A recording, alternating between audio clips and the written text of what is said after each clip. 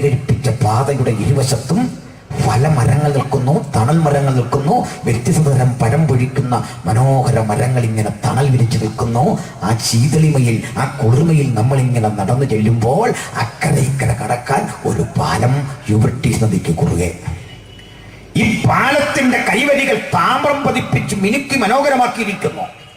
പ്രഭാത സൂര്യന്റെ കിരണങ്ങൾ അടിക്കുമ്പോൾ അതിലേക്ക് വന്നടിക്കുന്ന ഈ ചെങ്കതിരികളുടെ വിളക്കം, അതിന്റെ തെളിച്ചം വെള്ളത്തിൽ പ്രതിഫലിച്ചിട്ട് ഒരു വല്ലാത്ത തരംഗം. അവിടെ കാണാൻ നല്ല ഭംഗിയാ. സന്ധ്യയ്ക്കും ഈ കാഴ്ച കാണാൻ ആളുകൾ ഒത്തുകൂടും. അവർ പറയും, ബാൽദേവന്റെ എഴുന്നള്ളത്ത്, സൂര്യന്റെ എഴുന്നള്ളത്ത്. ഇങ്ങനെ വിളിക്കുന്ന ബഹുദേവതകളുടെ നാട്ടിൽ ശദ്രക്ക്, മേശക്ക്, അബേദ്നെഗോ ഒന്നും ഈ കളി കാണാൻ വരികയില്ല.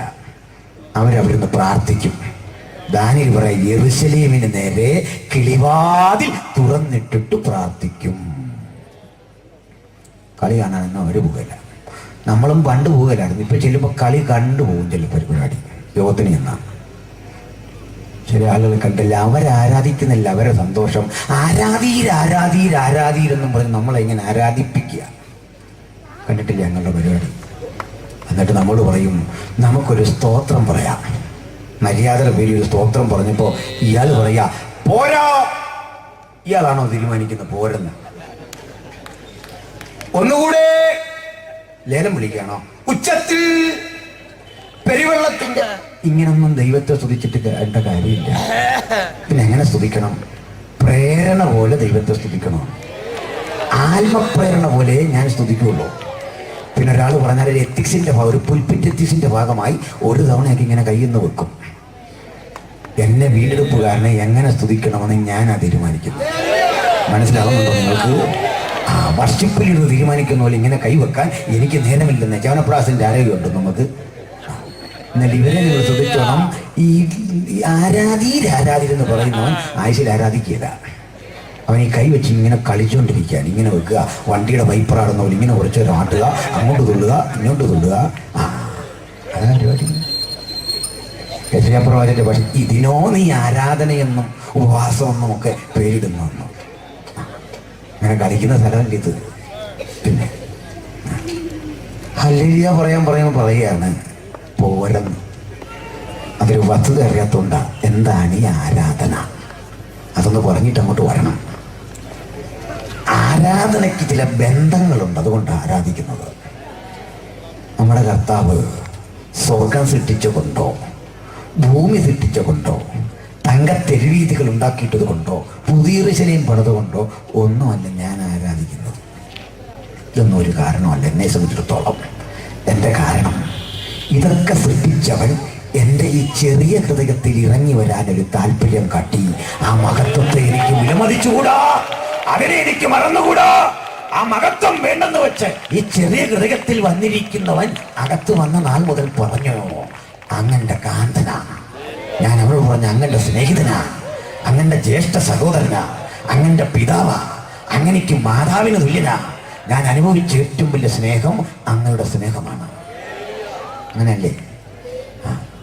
പക്ഷെ അതിലെ ഏറ്റവും വലിയ ബന്ധം ഏതാ? അത് കാന്തനും കാന്തയും തമ്മിലുള്ള ബന്ധമാണ്.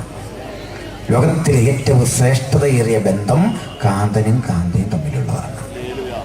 അങ്ങനെയല്ലേ ഏറ്റവും വലിയ സ്നേഹം? ഇത് കേട്ടിട്ട് അമ്മയ്ക്ക് തോന്നുന്ന അമ്മയും കുഞ്ഞും തമ്മിലുള്ളതാണെന്ന് സമ്മതിച്ചു. അപ്പനും മകളും തമ്മിലുള്ളതാണോ ഏറ്റവും വലിയ ബന്ധം? അല്ലല്ല, ഭാര്യയും ഭർത്താവും തമ്മിലുള്ളതാണ് ലോകത്തിലെ നിലനിൽക്കുന്ന ഏറ്റവും വലിയ ബന്ധം. നമ്മുടെ ഇന്ത്യ തന്നെയാ 3 ലോക രാജ്യങ്ങളിലെ സമ്പന്ന ശക്തി. അപ്പോൾ ഒരു കറുത്ത കുതിരയാ കാണുന്നത്. ഒരു മനുഷ്യനാ വിളിക്കുന്ന വരാൻ മനുഷ്യാവകാശങ്ങൾക്ക് വേണ്ടി ഒത്തുകൂടണമെന്ന്. 3ാമത്തെ കുതിര വരുമ്പോൾ ആ കുതിരയുടെ പുറത്തൊരുത്തരിക്കുന്നു. അവൻ കയ്യിൽ ഒരു തുലാസ് പിടിച്ചിരിക്കുന്നു. അപ്പോൾ ജീവികളുടെ നാടിന്റെയും നടുവിൽ നിന്നൊരു ശബ്ദം, പണത്തിന് ഒരിടങ്ങഴി ഗോതമ്പ്, ഒരിടങ്ങഴി യവം, 3 യവം, എണ്ണയ്ക്കും വീഞ്ഞിനും കേടുവരുത്തരുത്. ഒരു മനുഷ്യന്റെ ഒരു ദിവസത്തെ കൂലി, ഒരു നേരം ആഹാരത്തിന്, ഒരു ദിവസത്തെ ആഹാരത്തിന് മാത്രം ഉതകും. എണ്ണയിൽ തുടരുത്, അത് ഇന്ധനമാണ്. വീഞ്ഞ് അധികം തീർക്കരുത്, അത് മരുന്നാണ്, ആൽക്കഹോൾ. എണ്ണ കുറവ് 3 ലോക രാജ്യങ്ങളുടെ പ്രത്യേകത. അതുകൊണ്ട് പാചകവാതക സിലിണ്ടർ ഒത്തിരി ഉപയോഗിക്കരുത് സർക്കാർ പറഞ്ഞു തുടങ്ങി. ഇന്ധനം കുറച്ച് ഉപയോഗിക്കാവുള്ളൂ, വില കുറഞ്ഞാലും കുറയ്ക്കുന്ന പ്രശ്നമില്ല.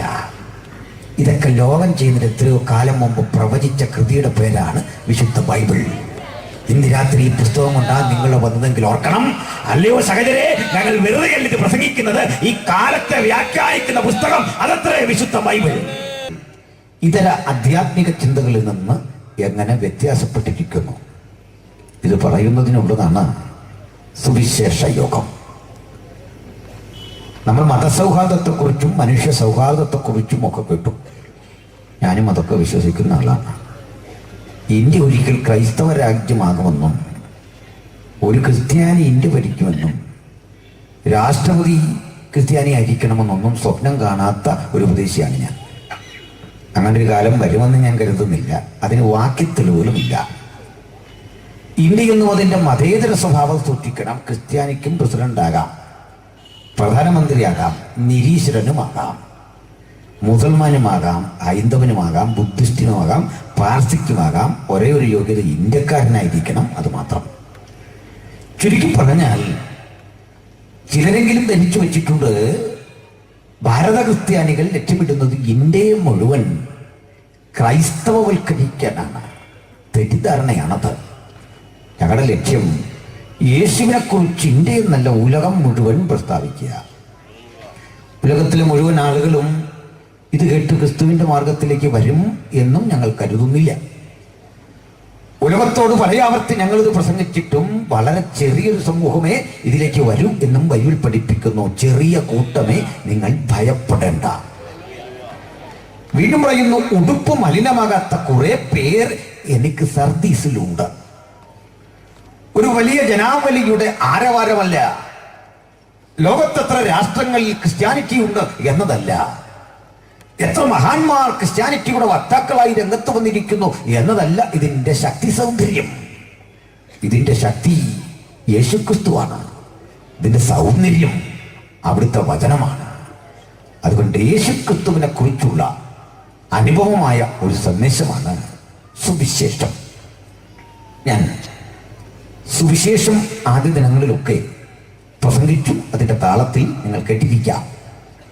ഇത്തരം യോഗങ്ങളിൽ യഥാർത്ഥമായി സംഭവിക്കേണ്ട ഒരു ഘടന, ആരംഭ ദിനങ്ങളിലെ പ്രസംഗകർ യേശുക്രിസ്തുവിലൂടെയുള്ള രക്ഷയെക്കുറിച്ചും പിന്നീട് സ്നാനം ഉൾപ്പെടെയുള്ള ഉപദേശങ്ങളെക്കുറിച്ചും ഒടുവിലേക്ക് വരുമ്പോൾ പുനരാഗമന ചിന്തകളും പ്രസംഗിക്കണം. അതാണ് സുവിശേഷ യോഗങ്ങളുടെ ഒരു ക്രമം. ഇന്നതൊക്കെ മാറി ആദ്യം മുതൽ അവസാനം വരെ ട്യൂമർ മാറ്റുന്ന പണിയാണ് സുവിശേഷം. ഇപ്പൊ ട്യൂമർ ഇല്ലാത്തവൻ എന്ത് ചെയ്യും? ഇനി മുതൽ യോഗത്തിന് വരെ ട്യൂമർ ഉണ്ടാക്കിക്കൊണ്ടുവന്ന് ഇത് കേൾക്കേണ്ട ഒരു സ്ഥിതിയിലേക്കാണ് കാലം എത്തുന്നത്. തിരുവഴുത്തിൽ പറയുന്ന പോലെ യുദ്ധം അറിയാത്ത ഒരു തലമുറയുടെ യുദ്ധമാണ് ഇന്ന് പലയിടത്തും സംഭവിക്കുന്നത്. അതൊക്കെ പോകട്ടെ, നമ്മുടെ ഉള്ളടക്കം തീരില്ല. വചനത്തിലേക്ക് നമുക്കൊന്ന് അടുത്ത് വരാം. ഭൗതികമായ ഒരു നിലപാടിൽ നിന്നുകൊണ്ട് അല്ലെങ്കിൽ കൂടി ഒരു വാദത്തിന് വേണ്ടി നമുക്ക് സമ്മതിക്കാം, ഉലകത്തിലെ ഏറ്റവും വലിയ മതം ക്രിസ്ത്യാനിറ്റിയാണ്. ഉലകത്തിലെ ഏറ്റവും അധികം ആളുകൾ പാടുന്നതും പ്രാർത്ഥിക്കുന്നതും കേൾക്കുന്നതും യേശുക്രിസ്തുവിനെ കുറിച്ചുള്ള വചനമാണ്. അതിലൊരു അതിരിവിട്ട അഭിമാനത്തിനൊന്നും വകയില്ല. കാരണം ആ ക്രൈസ്തവർക്കിടയിൽ രക്ഷിക്കപ്പെടാത്തവരാണ് ഭൂരിപക്ഷം, സ്നാനപ്പെടാത്തവരാണ് ഭൂരിപക്ഷം. അതിൻ്റെ ഒരു മേധാവി അടുത്ത കാലത്ത് പറഞ്ഞു, വേണമെങ്കിൽ സ്വർഗരതിക്കാരെ കൂടെ നമുക്ക് സഹകരിപ്പിച്ചു കൊണ്ടുപോകണം. ആ പുള്ളിയും ക്രിസ്ത്യാനിയാണ്. അത് കേട്ടിട്ട് പ്രതികരിക്കാൻ ഒറ്റ മനുഷ്യനും ഉണ്ടായില്ല. തെറ്റാവരമുള്ളവന്റെ അവസ്ഥ ഇതാണെങ്കിൽ തെറ്റുപറ്റുന്ന നമ്മുടെയൊക്കെ അവസ്ഥ എന്താ ആലോചിച്ച് നോക്കിച്ച്. അതുകൊണ്ട് അഭിമാനിക്കാൻ വരട്ടെ, ഇന്ന് കാണുന്ന ക്രിസ്ത്യാനിത്വത്തിന്റെ ഒരു ഭാഗം കാപട്യത നിറഞ്ഞതാണ്, ഒരു ഭാഗം മ്ലേച്ഛത നിറഞ്ഞതാണ്. മറുവശത്ത് ഒരു വസ്തുത കൂടി ഉണ്ട്. സത്യത്തിന് വേണ്ടി ദാഹിക്കുന്ന ഒരു വലിയ ജനാവലി ഇന്ന് ആകാംക്ഷയോടെ കാത്തിരിക്കുന്നു. അതാണ് നമ്മുടെ ആവേശം. യേശുവിന്റെ വരവിന് വേണ്ടി കാത്തിരിക്കുന്നു. അതാണ് നമ്മുടെ താല്പര്യം. സ്തോത്രം. വിശുദ്ധ ബൈബിളും അനുബന്ധ ചിന്തകളും ഒക്കെ സംബന്ധിച്ച് ഒട്ടേറെ സംവാദങ്ങൾ നടക്കുന്ന ഒരു കാലമാണ്. അതിലൊന്ന് നമ്മുടെ കർത്താവായ യേശുക്രിസ്തുവിന്റെ വരവ് എന്ന വിഷയമാണ്. നമ്മുടെ കർത്താവായ യേശുക്രിസ്തുവിന്റെ വരവ് എന്നത് ഇന്ന് പല വേദികളിലും പ്രസംഗിക്കപ്പെടുന്നില്ല. സാത്താൻ ഏറ്റവും അധികം വിലക്കുന്നു ഈ ശബ്ദം പുറത്തു വരാതിരിക്കാൻ, ഈ ശബ്ദം ജനം കേൾക്കാതിരിക്കാൻ, ഈ വിഷയം പ്രസംഗിക്കാതിരിക്കാൻ. അതുകൊണ്ട് തന്നെ എന്തെല്ലാം തെറ്റായ നിലയിൽ ആളുകൾ വിശുദ്ധ ബൈബിളിലെ യേശുവിന്റെ പുനരാഗമന ചിന്തകളെ ദുർവ്യാഖ്യാനം ചെയ്യുന്ന ഒരു കാലഘട്ടം. വീണ്ടും പറയട്ടെ, ഞാൻ ഈ കണ്ടള എന്ന സ്ഥലത്ത് നിന്നുകൊണ്ട് 2000 പരം ആണ്ടുകൾക്കപ്പുറത്ത് മരിച്ചടക്കപ്പെട്ടു പോയ ഒരു പാലസ്തീനിയിലെ മനുഷ്യൻ ഉയർത്തെഴുന്നേറ്റിട്ട് ഇനിയും ഭൂമിയിൽ വന്നൊരു രാജ്യം സ്ഥാപിക്കും എന്ന് പ്രസംഗിക്കുന്നത് ഒരു വിഡിത്തമല്ലേ? അതൊരു ഭോഷ്കല്ലേ? അത് സുഖമുള്ളൊരു ഏർപ്പാടാണോ എന്ന് നിങ്ങൾ എന്നോട് ചോദിച്ചാൽ ഞാൻ പറയും, ഒരളവ് വരെ നിങ്ങളുടെ ചിന്തയ്ക്ക് അശാസ്ത്രീയതയില്ല. ഏതൊരു സാമാന്യ മനുഷ്യനും ചോദിക്കുന്ന ചോദ്യം, 2000 ആണ്ടുകൾക്ക് പുറത്ത് മരിച്ചടക്കപ്പെട്ടവൻ ഇനിയും വന്നൊരു രാജ്യം സ്ഥാപിക്കുമെന്നും അങ്ങനെ ഒരു രാഷ്ട്രം ഉണ്ടാകുമെന്നും ഒക്കെ പ്രസംഗിക്കുന്നത് അന്ധവിശ്വാസമല്ലേ? സംഭവിക്കുമോ? ഞാനും ഒരിക്കൽ ഇങ്ങനെ കരുതിയ ഒരു വ്യക്തിയാണ്. അങ്ങനെ എന്നെപ്പോലൊരു സുഹൃത്ത് ഇപ്പോൾ ഇവിടെ നിന്നെങ്കിലും കരുതുന്നെങ്കിൽ, സ്നേഹിത, താങ്കൾ നീചനോ നികിഷ്ടനോ നിന്യനോ ഒന്നുമല്ല. ആ സംശയം ന്യായം. പക്ഷെ ഞങ്ങളുടെ ആ സംശയം പരിഹരിക്കപ്പെട്ടു. കാരണം ഞങ്ങൾ ആത്മാർത്ഥമായി അറിയുന്നു, യേശു വരും, അവിടുത്തെ രാജ്യം സ്ഥാപിക്കും. എന്റെ രാജാവിനെ എതിരേൽപ്പാൻ ഒരുങ്ങിക്കൊള്ളുക. താമസം വിര തന്റെ കാന്തയെ തീർക്കാൻ ഇഹത്തിലേക്ക് പുനരാഗമനം ചെയ്യുന്ന യേശുവെ കുറിച്ചുള്ള സദ്വർത്തമാനമാണ് സുവിശേഷം. ഞങ്ങളെ ഇത് വിശ്വസിക്കാൻ പ്രേരിപ്പിക്കുന്ന ഘടകം, യേശുക്രിസ്തു ജനിക്കും മുമ്പ് യേശുവെ കുറിച്ച് പറഞ്ഞത് 100 കണക്കിന് പ്രവചനങ്ങളാണ്. പ്രവാചക ശ്രേഷ്ഠന്മാർ യേശുവിന്റെ ജനനത്തെ കുറിച്ച് പ്രവചിച്ചതെന്തോ അതെല്ലാം കൃത്യമായി നിറവേറി. അവൻ യഹൂദകുലത്തിൽ ജനിക്കും എന്ന് പ്രവാചകൻ പ്രവചിച്ചു. അവൻ അവിടെ ജനിച്ചു. അവൻ കൃത്യമായി നിജപ്പെടുത്തിയ സമയത്ത് കാലത്തിന്റെ സമ്പൂർണതയിൽ ജനിക്കും എന്ന് എഴുതി വെച്ചു. അത് സംഭവിച്ചു. കന്യക ഗർഭിണിയായി ഒരു മകനെ പ്രസവിക്കും എന്ന് എഴുതി വെച്ചു. അത് യാഥാർത്ഥ്യമായി. അവൻ സ്വന്തം സമൂഹത്താൽ ഭ്രഷ്ടനാക്കപ്പെടും, നിരസിക്കപ്പെടും എന്ന് എഴുതി വെച്ചു. അത് സംഭവിച്ചു. അവൻ സ്വന്തം ശിഷ്യനാൽ ഒറ്റിക്കൊടുക്കപ്പെടും എന്ന് എഴുതി വെച്ചു. അത് സംഭവിച്ചു. അവൻ സ്വജനത്താൽ നിന്ദിക്കപ്പെട്ട് ക്രൂശിക്കപ്പെടും എന്ന് എഴുതി വെച്ചു. അത് സംഭവിച്ചു. ക്രൂശിക്കപ്പെട്ടവനെ അവന്റെ മരണത്തിൽ അവൻ സമ്പന്നന്മാരോട് കൂടെ ആയിരിക്കും എന്ന് എഴുതി വെച്ചു. അത് യാഥാർത്ഥ്യമായി. ഒടുവിൽ മരണത്തെ ജയിച്ച് അവൻ 3-ാം നാൾ ഉയർത്തെഴുന്നേൽക്കുമെന്ന് എഴുതി വെച്ചു. അതും യാഥാർത്ഥ്യമായി. കല്ലറയുടെ കവാടത്തെ ബന്ധിച്ചിരുന്ന മഹാശിലകളെ തട്ടിത്തരണം ചെയ്തുകൊണ്ട് ഉയരത്തിലേക്ക് കയറിപ്പോയ ആ ക്രിസ്തു പുനരാഗമനം ചെയ്യും എന്ന് വിശ്വസിക്കാൻ ഞങ്ങളെ പ്രേരിപ്പിച്ചത് ആ ഒരു വസ്തുതയാണെങ്കിൽ, ഞങ്ങൾ ഈ വിശ്വാസത്തിന് പേര് പറയും ഉയർപ്പിന്റെ ശക്തി. മരണത്തെ അതിജീവിക്കുന്ന ഉയർപ്പിന്റെ ശക്തിയുടെ കാരണഭൂതനായ സർവ്വകൃപാലുവായ ദൈവത്തിന്റെ പുത്രനെ ഈ വചനം കേൾക്കുന്ന നടുവിൽ ഞങ്ങൾ ഇതിനെ ഉയർത്തിക്കാണിക്കട്ടെ. മറ്റൊരുത്തരിലും രക്ഷയില്ല. നാം രക്ഷിക്കപ്പെടുവാൻ ആകാശത്തിന് കീഴിൽ മനുഷ്യരുടെ ഇടയിൽ നൽകപ്പെട്ട ഒരൊറ്റ നാമം, യേശുക്രിസ്തുവിന്റെ നാമം. ഹല്ലേലൂയ. അവിടുന്ന് അത്ഭുത മന്ത്രി, വീരനാം ദൈവം, നിത്യപിതാവ്, സമാധാനം പ്രഭു. വിശുദ്ധ ബൈബിൾ ഒരു മതഗ്രന്ഥം എന്നതിൽ നിന്ന് വ്യത്യസ്തമായി ഇത് ഒരു പ്രവചന ഗ്രന്ഥമാണ്. ചില സുഹൃത്തുക്കളെങ്കിലും തെറ്റിദ്ധരിച്ചിട്ടുണ്ട്, ഈ ബൈബിള് മനുഷ്യന്റെ കൈകടത്തൽ കൊണ്ട് മലിനമായ ഒരു പുസ്തകമാണ്. ചിലരെങ്കിലും തെറ്റിദ്ധരിച്ചിട്ടുണ്ട്, ഈ പുസ്തകത്തെയും യേശുക്രിസ്തുവിനെയും കുറിച്ചുള്ള ചിന്തകൾ മുഴുവൻ പൗലോസ് എഴുതിയതാണ്. പൗലോസ് സ്വന്തം കാര്യം പോലും വേണ്ടുമണ്ണം ഈ പുസ്തകത്തിൽ എഴുതാൻ പരിശുദ്ധാത്മാവ് സമ്മതിച്ചില്ല. ഇങ്ങനെ കല്യാണം കഴിച്ചാണോ മക്കളുണ്ടായിരുന്നോ ഒന്നും നമുക്കറിയില്ല.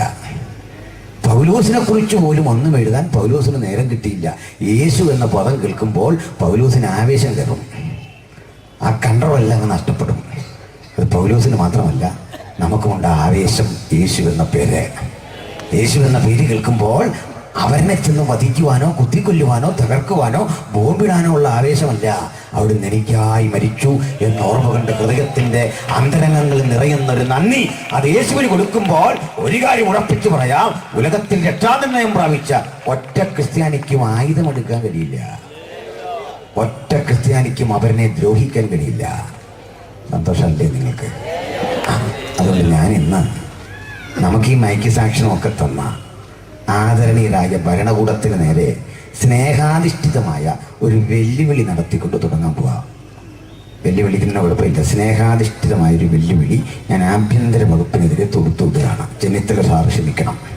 സാർ, അങ്ങയുടെ പോലീസും പട്ടാളവും ഉണ്ടോയെന്ന് എനിക്കറിയില്ല. ഈ നാടായ നാടെല്ലാം ഇങ്ങനെ അരിച്ചു പെറുക്കുകയാണ്. അങ്ങ് നിയോഗിച്ചിരിക്കുന്ന സൈന്യവും കേന്ദ്രസേനയൊക്കെ ഇറങ്ങി മാവോയിസ്റ്റുകളെ തേടി വയനാടൻ ഗ്രാമങ്ങൾ, തിരുനെല്ലിക്കാടുകളൊക്കെ അലയുകയാണ്. ഈ പോന്ന പോക്കിൽ വടിവാളെടുക്കുന്നു, മാരകായുധങ്ങൾ എടുക്കുന്നു, സ്ഫോടക വസ്തുക്കൾ എടുക്കുന്നു.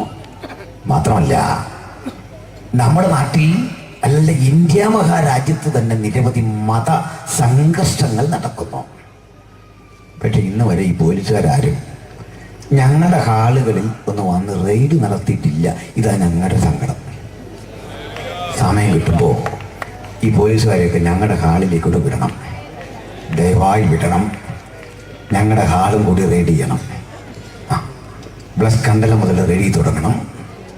ഞങ്ങളുടെ കഥദാസിൻ്റെ വീടടുത്തുണ്ട്, അവിടെ മുതൽ റെയ്ഡ് ചെയ്യണം. നിങ്ങളെ ആരെയും വിടാൻ പാടില്ല. എന്നിട്ട് വെല്ലുവിളി മുമ്പോട്ട് വെക്കാം. തൻ്റെ ഇടമുണ്ടോ ഞങ്ങളുടെ വീട്ടിൽ നിന്ന് ഒരു പിടി വെടിമരുന്നെടുക്കാൻ? തൻ്റെ ഇടമുണ്ടോ ഞങ്ങളുടെ വീട്ടിൽ നിന്ന് ഒരു കടാര എടുക്കാൻ? തൻ്റെ ഇടമുണ്ടോ ഒരു വടിവാളെടുക്കാൻ? ധൈര്യമുണ്ടോ ഒരു തോക്കെടുക്കാൻ? മതത്തിൻ്റെ പേരിൽ, വിശ്വാസത്തിൻ്റെ പേരിൽ ഒരോലപ്പടക്കം പോലും പൊട്ടിക്കാത്ത, ഒരു തുള്ളി രക്തം ചീന്താത്ത, ഒരുവരെയും കൊലപ്പെടുത്താത്ത ഒരൊറ്റ മാർഗം ഉലകത്തിലുണ്ടെങ്കിൽ അത് ഞങ്ങൾ വിശ്വസിക്കുന്ന ക്രിസ്തുവിന്റെ മാർഗം. അവൻ ഞങ്ങളുടെ ആവേശം, അവിടുന്ന് ഞങ്ങളുടെ ശക്തി, അവിടുന്ന് ഞങ്ങളുടെ ചൈതന്യം. ഇന്ന് രാത്രി അവനെ തിരിച്ചറിഞ്ഞ് നമുക്ക് പറയാം, അവൻ ഞങ്ങളുടെ ലഹരി, അവൻ ഞങ്ങളുടെ ആവേശം, അവൻ ഞങ്ങളുടെ ശക്തി. ആ ശക്തി ഉള്ളത്തിൽ ഉൾക്കൊണ്ടുകൊണ്ട് പറയാ, മറ്റൊരുത്തലും രക്ഷയില്ല. നാം രക്ഷിക്കപ്പെടുവാൻ ആകാശത്തിന് കീഴിൽ മനുഷ്യരുടെ ഇടയിൽ നൽകപ്പെട്ട വേറെ ഒരു നാമവുമില്ല. അഖണ്ഡിതമായ ആ സത്യം ഒരിക്കൽ കൂടി കണ്ടല ഗ്രാമത്തെ ഉദ്ബോധിപ്പിച്ചുകൊണ്ട് ഈ ആധ്യാത്മിക ചിന്തയുടെ ആഴങ്ങളിലേക്ക് ഞാൻ നിങ്ങളെ ക്ഷണിക്കുന്നു. യേശു ക്രിസ്തു വരാൻ സമയം അടുത്തിരിക്കുന്നു. യേശുവിന്റെ വരവ് ആകസ്മികമല്ല. വലിയ നിയമപ്രശ്നമൊക്കെ വരുമ്പോൾ മന്ത്രിമാർ കുലുങ്ങും എന്നൊക്കെ പറയുമ്പോൾ അവർ പറയില്ലേ, നിയമം അതിൻ്റെ വഴിക്ക് പോകുമെന്ന്. എന്ന് പറഞ്ഞാൽ പുള്ളിയുടെ വീട്ടിലോട്ട് ചെല്ലുകയല്ല, നിയമം വരുന്ന വഴിക്ക് മന്ത്രിയുടെ വീടല്ലേ, മാറിപ്പോയേക്കാം, ഞാൻ ഈ വഴി അങ്ങ് പോവാം, നിയമം അതിൻ്റെ വഴിക്ക് പോകും. അങ്ങനെ നിയമം ഏതെങ്കിലും വഴിക്ക് പോകുന്ന വഴിക്ക് കയറുന്ന എവിടെയാ? ഒരു ദുർബലന്റെ വീട്ടിൽ കയറി അവനെ പിടിച്ചോണ്ട് പോകും. നിയമത്തിന് വല്ലാത്തൊരു സ്വഭാവമാണ്. ചോദിച്ചപ്പോൾ യാദൃച്ഛികമായിട്ട് പറ്റിപ്പോയതാണ് സംഭവിച്ച. യേശുവിൻ്റെ വരവും പോക്കും ഒന്ന് യാദൃച്ഛികമല്ല, അത് നിയമപ്രകാരമായിരുന്നു. യേശു ജനിക്കും മുമ്പ് യേശുവെ കുറിച്ചുള്ള പ്രവചനത്തിന് അനുഗുണമാം വിധത്തിൽ ഒരു കാലത്തെ ഒരുക്കി വെച്ചിട്ടാണ് പിതാവ് തൻ്റെ പുത്രനെ ലോകത്തിലേക്ക് അയച്ചത്. വെറുതെ വന്നതല്ല. ഞങ്ങൾ യേശുക്രിസ്തുവിന്റെ പ്രീ എക്സിസ്റ്റൻസിൽ വിശ്വസിക്കുന്നു, അവന്റെ മുൻ അസ്തിത്വത്തിൽ വിശ്വസിക്കുന്നു. BC 4 അഥവാ 2 ഒരു ഡിസംബർ മാസത്തിലോ ജനുവരി മാസത്തിലോ ജനിച്ചുവെന്ന് ലോകം എഴുതി വെച്ചിരിക്കുന്ന കണക്കുകളിലല്ല ഞങ്ങളുടെ വിശ്വാസം. ബേത്ലഹേമിലെ ജനനത്തിനപ്പുറത്ത് യേശു ഉണ്ടായിരുന്നു. ബേത്ലഹേമിലെ ജനനത്തിന്റെ 1000 ആണ്ടുകൾക്ക് മുമ്പ് യേശു ഉണ്ടായിരുന്നു. ബേത്ലഹേമിലെ ജനനത്തിന്റെ 2500 ആണ്ടുകൾക്കപ്പുറത്ത് ന്യായപ്രമാണ ദാതാവായ മോശ ജനിക്കും മുമ്പ് യേശു ഉണ്ടായിരുന്നു. മോശയുടെ പൂർവികനായ അബ്രഹാം ജനിക്കും മുമ്പ് യേശു ഉണ്ടായിരുന്നു. അബ്രഹാമിന്റെ തലതൊട്ടപ്പനായ അദ്ദേഹത്തിന്റെ പൂർവികനായ ആദം ജനിക്കും മുമ്പ് യേശു ഉണ്ടായിരുന്നു. ആദം ഹവ്വ സൃഷ്ടിക്കപ്പെടും മുമ്പ്, ചരാചരങ്ങൾ നിയമിക്കപ്പെടും മുമ്പ്, പ്രപഞ്ചം സൃഷ്ടിക്കപ്പെടും മുമ്പ് യേശു ഉണ്ടായിരുന്നു. സകല ജരാചരങ്ങളെയും നിയമിക്കണമെന്നുള്ള സ്വർഗീയ പദ്ധതി രൂപപ്പെടും മുമ്പ് യേശു ഉണ്ടായിരുന്നു. ആ യേശുവിന്റെ നിന്ന ജീവിതത്തിൽ ചുമന്നെടുത്ത ധന്യനാകുന്ന മോശ തന്റെ സഹോദരന്റെ മരണക്കിടക്കയിൽ അദ്ദേഹം ഇഹലോകവാസം വെടിയുമ്പോൾ ആ യേശുവിനെ ഹൃദയത്തിൽ കൊണ്ടിട്ട് പറയുക, കർത്താവേ, അവിടുന്ന് തലമുറയായി ഞങ്ങളുടെ സങ്കേതമാകുന്നു. പർവ്വതങ്ങൾ ഉണ്ടായതിനും ഭൂമിയെയും ഭൂമണ്ഡലത്തെയും സ്ഥാപിച്ചതിനു മുമ്പ് അങ്ങ് അനാദിയായും ശാശ്വതമായും ഞങ്ങളുടെ ദൈവമായിരുന്നു. അറിയുക സകലരെ, ക്രിസ്തു ഒരു പുതുമയല്ല, അതൊരു പുതിയ വ്യക്തിത്വമല്ല. ബേത്ലഹേമിലെ ജനനത്തിനും കാലങ്ങൾക്കപ്പുറത്ത് ജീവിച്ചിരുന്ന നസ്രായനെ കുറിച്ചുള്ള അനുപമായ സന്ദേശം, അതാണ് സുവിശേഷം. അവൻ ആത്യന്തികനായ ദൈവത്തിന്റെ പുത്രൻ. ഹല്ലേലൂയ. യേശു ബേത്ലഹേം മുതലല്ല, അവൻ മനുഷ്യാവതാരം ചെയ്തതാണ് ബേത്ലഹേമിൽ. ഇത് സംബന്ധിച്ചുള്ള ഏത് ചോദ്യങ്ങൾക്കും ഞങ്ങളുടെ പക്കൽ സമൃദ്ധമായ മറുപടിയുണ്ട്. ദൈവത്തിന് മക്കളുണ്ടോ? തീർച്ചയായും മക്കളുണ്ട്. നമ്മളെല്ലാം ദൈവമക്കളാണ്. ദൈവത്തിന് മകനുണ്ടോ? ദൈവത്തിന് മകനുണ്ടായില്ലെങ്കിൽ ദൈവം സർവശക്തനല്ലെന്ന് വരുന്നു. മകനുണ്ടാകണം. നാളെ ഒരു മകൾ വേണമെന്ന് തീരുമാനിച്ചാൽ മകളും ഉണ്ടാകും. അങ്ങനെ പദ്ധതിയില്ല, അതുകൊണ്ടാണ്. അങ്ങനെ ദൈവപദ്ധതി ഇല്ല, അതുകൊണ്ടാണ്. ഏത് ചോദ്യത്തിനും സമൃദ്ധമായ മറുപടി ഞങ്ങളുടെ പക്കലുണ്ട്. സൗമ്യതയുടെ ആത്മാവിൽ പ്രതിവാദം പറയാൻ തയ്യാറുണ്ടെങ്കിൽ ഏവർക്കും സ്വാഗതം. ചുരുക്കി പറഞ്ഞാൽ ദൈവപുത്രനായ ക്രിസ്തു ബേത്ലഹേമിൽ ജനിക്കുന്നതിനെ കുറിച്ചുള്ള പ്രവചനം ഇങ്ങനെ എഴുതി വെച്ചിരിക്കുക. കാലസമ്പൂർണത വന്നപ്പോൾ ഗലാത്യർ 4:4 രേഖപ്പെടുത്തുന്നു, ദൈവം തന്റെ പുത്രനെ ന്യായപ്രമാണത്തിന് കീഴിൽ ജനിച്ചവനായി സ്ത്രീയുടെ സന്തതിയായി ഇഹത്തിലേക്ക് അയച്ചു. യേശുവിന് കിട്ടിയ പേരാണ് സ്ത്രീയുടെ സന്തതി. ചില സഹോദരന്മാർ പറയുന്നു ഈ സ്ത്രീയുടെ സന്തതി യേശു ക്രിസ്തു ഒന്നും അല്ല. അതിന്റെ കാരണം പറയുന്നത്, അവൻ സർപ്പത്തിന്റെ തല തകർക്കും, സർപ്പം അവന്റെ കുതികാൽ തകർക്കും. ഇത് യേശുവിന് ബാധകമല്ലല്ലോ. അങ്ങനെയെങ്കിൽ ഞാനിങ്ങനെ പഠിപ്പിക്കുന്ന ഒരു സഹോദരനോട് തിരിച്ചൊരു ചോദ്യം ചോദിച്ചു. സ്നേഹിത, മിസ്രയീമിൽ നിന്ന് ഞാൻ എൻ്റെ മകനെ വിളിച്ചു വരുത്തി എന്നെഴുതിയ പ്രവചനം നിവൃത്തിയാകുവാൻ സംഗതി വന്നു. ഈജിപ്തിൽ യേശു വരുന്ന കാര്യമാണ്. അതിൻ്റെ താഴെയും മുകളിലും കിടക്കുന്ന വാക്യം യേശുവിന് ചേരില്ല. ഈ മകൻ മഹാ അവിശ്വസ്തനും തല്ലിപ്പൊളിയാന്ന് എഴുതിയിരിക്കുക. അത് ഇസ്രയേലിനെ ഡയറക്റ്റായിട്ട് കൊള്ളിക്കുന്നു. അനുസരണം കിട്ട മകൻ. യേശു അനുസരണം കിട്ട ആളല്ലല്ലോ. പിന്നെന്തുകൊണ്ട് മത്തായി പറയുക എന്നെഴുതിയ പ്രവചനം നിവൃത്തിയാകുവാൻ സംഗതി വന്നു? എൻ്റെ അർത്ഥം ഇത്രയേ ഉള്ളൂ. ഒരു പ്രവചനത്തിന് പ്രാഥമിക അർത്ഥം, നിരന്തരാർത്ഥം, ആത്യന്തിക അർത്ഥം, ഇങ്ങനെ 3 അർത്ഥങ്ങളുണ്ട്. ആ 3 അർത്ഥത്തിൽ എവിടൊക്കെ കൊള്ളുവോ അതൊക്കെ അതിൻ്റെ നിവൃത്തിയാ. അതുകൊണ്ട് യേശു സ്ത്രീയുടെ സന്തതി. കാലത്തിന്റെ സമ്പൂർണതയിൽ യേശു സ്ത്രീയുടെ സന്തതിയായി പിറന്നു. എന്താണ് ഈ കാലത്തിന്റെ സമ്പൂർണത? ഒടുവിലും കണ്ടത് കാലം ഇനി ഉണ്ടാകില്ല. എന്നിട്ട് ഞാനൊരു ചോദ്യം ചോദിച്ചു തുടങ്ങുകയാണ്, എന്താണ് ഈ കാലം? കാലം ഏതാണെന്ന് നമുക്ക് പറയാൻ പറ്റും. ഓട്ടിസ്റ്റായി നമുക്കൊരു മറുപടി പറയാമോ? എന്താണ് ഈ കാലം? കാലം എന്ന പദത്തിൻ്റെ അർത്ഥം എന്താ? മറുപടി ഉണ്ടോ ആർക്കെങ്കിലും? എന്നോട് പറയണ്ട, സ്വന്തം മനസ്സിനോടൊരു മറുപടി പറഞ്ഞു. എന്താണ് ഈ സമയം അല്ലെങ്കിൽ കാലം? സമയം എന്തായി നമുക്ക് പറയാം, പക്ഷെ സമയം എന്താകുന്നു നിങ്ങൾ പറഞ്ഞില്ല. ഇപ്പം ഞാൻ പറയാൻ പോവാണ്, നിങ്ങളാരും പറയുന്നില്ല. ഇനി ഞാൻ പറയാൻ പോവാണ്, എന്താണ് ഈ കാലം? കാലം എന്ന് പറഞ്ഞാൽ അതിൻ്റേതായിട്ടുള്ളതായിരിക്കുന്നതായിട്ടുള്ളതായ ഒരു ഇതാണ് കാലം. ഇതിൽപ്പോ എന്തോ പറയണ്ടേ? അതിനപ്പുറത്തൊരു നിർവചനം ഇല്ല കാലത്തിന്. എന്നാൽ കാലത്തിന് ഫിസിക്സും ഒക്കെ പറയുന്ന, ഭൗതിക ശാസ്ത്രം പറയുന്ന ഒരു നിർവചനം പറയാൻ ഞാൻ ശ്രമിക്കാം. സംഭവങ്ങളെ ഉൾക്കൊള്ളുന്നത് എന്തോ അതാണ് കാലം. ബ്ലസ് കണ്ടല ഒരു കാലത്താണ് നടന്നത്. ആദം ജനിച്ചതൊരു കാലത്താണ്. ആദം മരിച്ചത് മറ്റൊരു കാലത്താണ്. ഞാൻ പ്രസംഗിക്കുന്ന ഒരു കാലത്താണ്. സംഭവങ്ങളില്ലെങ്കിൽ കാലം എന്ന പദത്തിന് പ്രസക്തിയില്ല. സംഭവങ്ങളെ ഉൾക്കൊള്ളുന്നത് എന്തോ അതാണ് കാലം. സംഭവങ്ങളില്ലെന്ന് വെക്കുക, കാലം എന്നൊന്നില്ല. അങ്ങനെയെങ്കിൽ വചനം പറയുക, കാല സമ്പൂർണത വന്നപ്പോൾ ദൈവം തൻ്റെ പുത്രനെ സ്ത്രീയുടെ സന്തതിയാക്കി അയച്ചു. ഒടുവിൽ പറയുക, ഇനി കാലം ഉണ്ടാകില്ല. അതിൻ്റെ അർത്ഥം സംഭവങ്ങളൊന്നും ഇല്ലെന്നോ, കാലമില്ലെന്നോ? കാലം എന്താണെന്ന് നിങ്ങൾക്ക് പറയാൻ സാധിക്കുന്നില്ലെങ്കിലും കാലം എന്താണെന്ന് അറിയാൻ സാധിക്കുന്നുണ്ട്. കാരണം ഈ കാലം നമ്മുടെ ശത്രുവാണ്. അവനാ നമുക്ക് പ്രായം തന്നത്. കാലം നമ്മുടെ ശത്രുവാ, അവനാ നമുക്ക് ക്ഷീണം തന്നത്. കാലം നമ്മുടെ ശത്രുവാ, അവനാ നമ്മുടെ തല നരപ്പിച്ച് കളഞ്ഞത്. ചില പുള്ളികൾ വീണ്ടും കറുത്ത പെയിൻ്റ് അടിച്ചത് ശരിയാക്കി വെക്കും.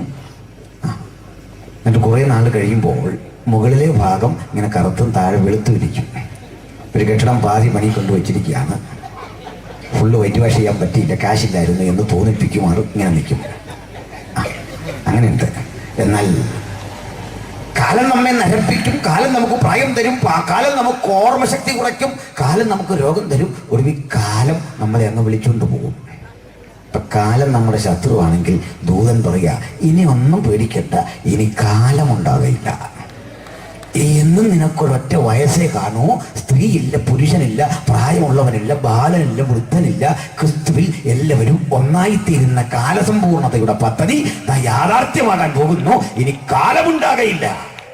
ഏഴാം ദൂതൻ കാഹളം ധ്വനിപ്പിക്കുന്നതോടുകൂടി ഇനി കാലം ഉണ്ടാകയില്ല.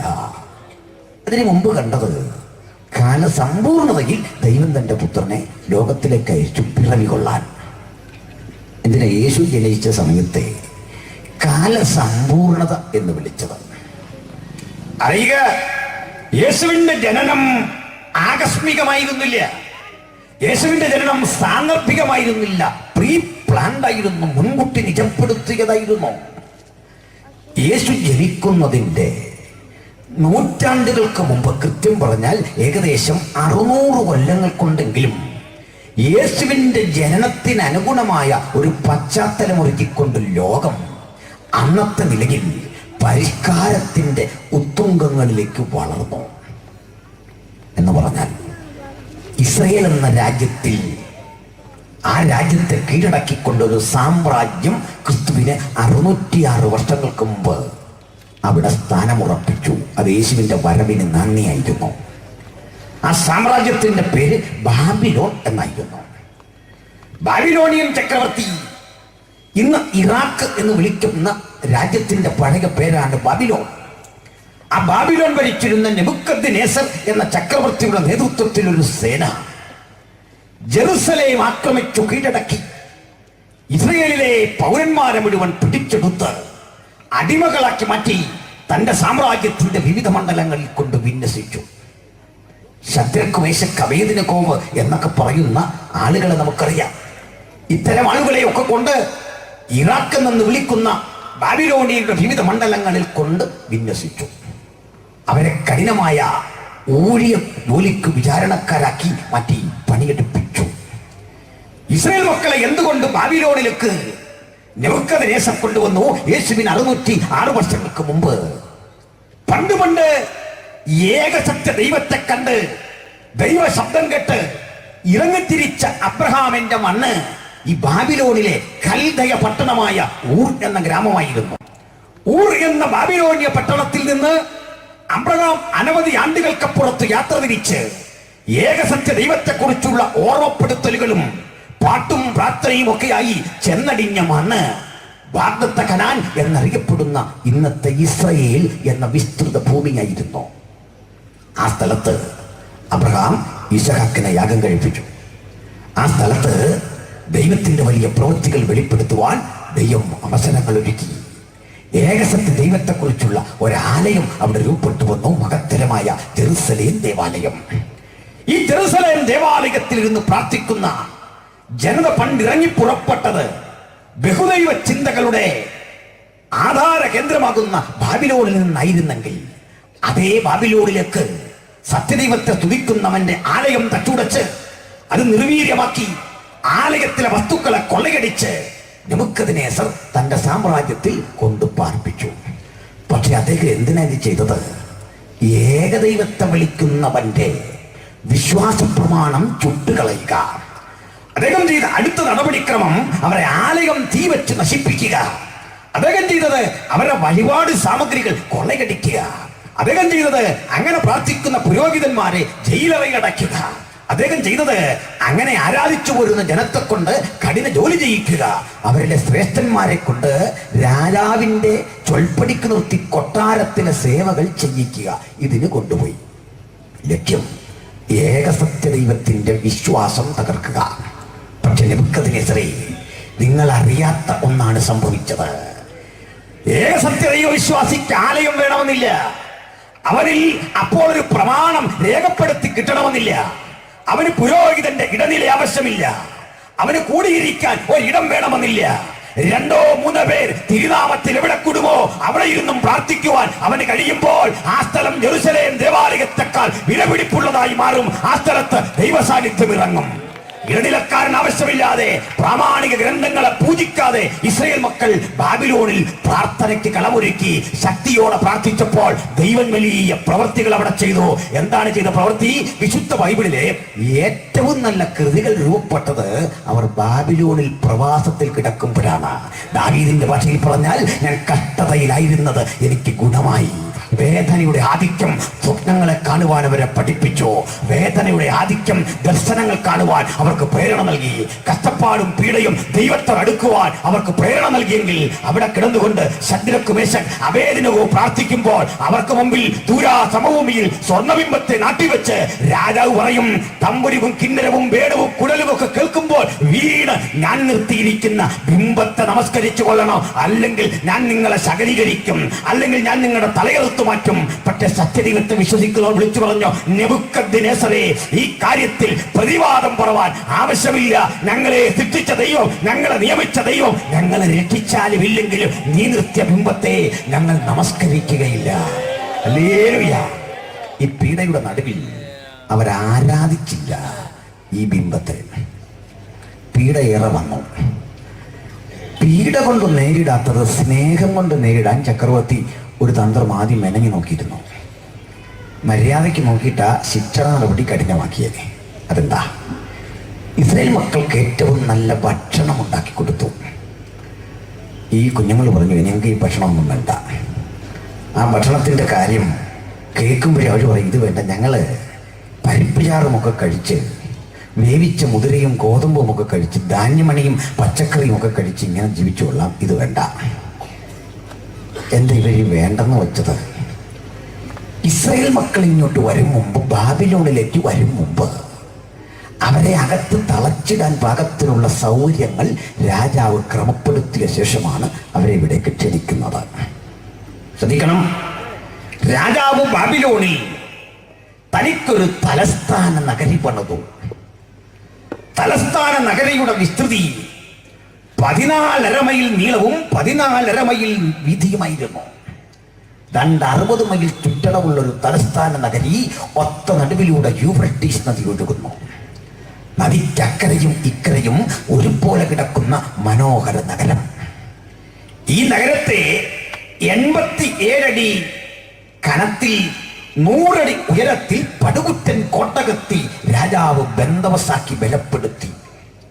ഇതിനുള്ളിലേക്ക് കടക്കാൻ 100 വാതിലുകൾ. 101ാമതായി ഒരു പ്രധാന പ്രവേശന കവാടം. ഈ പടുകുറ്റൻ കോട്ടയുടെ മുകളിൽ കൂടി 2 വീതം കുതിരകളെ ബന്ധിച്ച് 6 രഥങ്ങൾക്ക് സമാന്തരമായി സഞ്ചരിക്കാൻ കഴിയുന്ന ഒരു ഹൈവേ പോലുള്ള വിസ്തൃതി. അതിന്റെ നിശ്ചിത ഉയരങ്ങളിൽ കാവൽ ഗോപുരങ്ങൾ, ലെൻസ് പതിപ്പിച്ച ഇരുണ്ട റൂമുകളിലൂടെ ഇരുന്നു കൊണ്ട് ദൂരത്തു നിന്ന് വരുന്ന ആളുകളുടെ സാന്നിധ്യം വ്യക്തതയോടെ കാണുവാൻ കഴിയുന്ന കണ്ണാടി സംവിധാനങ്ങൾ. എപ്പോഴും ജാഗരൂകരായി നടക്കുന്ന ബാബിലോന്യ പട്ടാളം ഈ കോട്ടയുടെ മുകളിൽ. മഹത്തരമായ ഈ കോട്ടയ്ക്കകത്തേക്ക് കടക്കാൻ ഒരു പ്രധാന വാതിൽ. ആ പ്രധാന വാതിൽ ഉണ്ടാക്കിയിരിക്കുന്നത് താമ്ര നിർമ്മിതമായ അനവധി കട്ടിയുള്ള താമ്ര വസ്തുക്കൾ ഒരുമിച്ച് ചേർത്ത് വെച്ച തകിടുകൾ ലയിപ്പിച്ചുകൊണ്ടാണ്. അത് ഇരുമ്പോടാമ്പൽ ചെലുത്തിയിരിക്കുകയാണ്.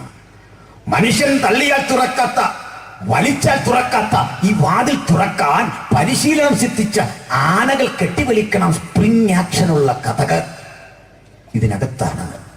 ശദ്രക്ക് മേശക് അബേദ്നെഗോമാരും ദാനിയേലും ഒക്കെ ജീവിക്കുന്നത് ക്രിസ്തുവിന് 606 വർഷങ്ങൾക്ക് മുമ്പ്. മനസ്സിലാകുന്നു? ഇത്രയും കേട്ട സ്ഥിതിക്ക് ഇതിനകം ഒന്ന് കണ്ടാൽ കൊള്ളാമെന്ന് നിങ്ങൾക്ക് തോന്നുന്നുണ്ട് എന്നെനിക്ക് തോന്നുന്നു. നമുക്കിതിനകത്തൊന്ന് കയറണം. നിർവാഹമില്ല. കാരണം പ്രധാന പ്രവേശന കവാടം അടഞ്ഞു കിടക്കും. 100 വാതിലിൽ ഒരെണ്ണമേ ഒരു ദിവസം തുറക്കൂ. ഇന്ന് തുറക്കുന്നത് നാളെ തുറക്കില്ല, സുരക്ഷ പരിഗണിച്ച്. അത്ര സുരക്ഷയാണ്. ഇന്റലിജൻസ് ഇങ്ങനെ ജാഗ്രതയോടെ നടക്കുക. ആരും പുറത്ത് കിടക്കാനോ അകത്ത് കിടക്കാനോ കഴിയണമെങ്കിൽ ഇന്റലിജൻസ് വിവരം അറിയണം. ഞാൻ ഇന്റലിജൻസ് വിവരം അറിയണം എന്നൊക്കെ പറഞ്ഞപ്പോൾ നിങ്ങൾ അങ്ങ് ആകെ വല്ലാതിരിക്കുന്നുണ്ട്. കാരണം നിങ്ങൾ നമ്മുടെ ഇന്റലിജൻസിന്റെ കാര്യം ഓർക്കുന്നത്. മൻമോഹൻ സിംഗിനെ 2 തവണ വഴിതിരിച്ചു വിട്ട ഇന്റലിജൻസ് ആണ് നമ്മുടെ ഇന്റലിജൻസ്. 2 തവണ പുള്ളി തമ്പാനൂർ വഴി ഇറങ്ങി കമ്പ്യൂട്ടർ സ്റ്റേഷൻ്റെ പുറകെ കൂടെ നടന്ന് ഓട്ടോറിക്ഷ വിളിച്ച് തിരിച്ചെത്തി. അതോടെ പുള്ളി തോറ്റും പോയി. നമ്മളാ പുള്ളിയെ തോപ്പിച്ച് പുള്ളി മാനസികമായിട്ട് തകർന്നു പോയി. അതിനുശേഷമുള്ള ഈ മൻമോഹൻജിയുടെ ഫോട്ടോ നിങ്ങൾ കണ്ടിട്ടുണ്ടോ? കരയുന്ന പോലൊരു ഷേപ്പ്, ചിരിക്കുക, ആള് ചിരിക്കുക, പക്ഷെ കണ്ട കരയാൻ തോന്നും. അതുപോലെ അപ്പം അവരുടെ ഇൻ്റലിജൻസിലേക്ക് വരാം. ഇറാഖിലെ പഴയ ഇൻ്റലിജൻസ്, ബാബിലോണിലെ. ഇത് തുറക്കൂല എന്ത് ചെയ്താ, പക്ഷെ നമുക്കകത്ത് കയറണം. എനിക്കറിയാം നമ്മൾ കയറും, കാരണം നമ്മൾ മലയാളികളായി. പഞ്ചാബി സൗകര്യങ്ങൾ അത് അറിയണ്ട.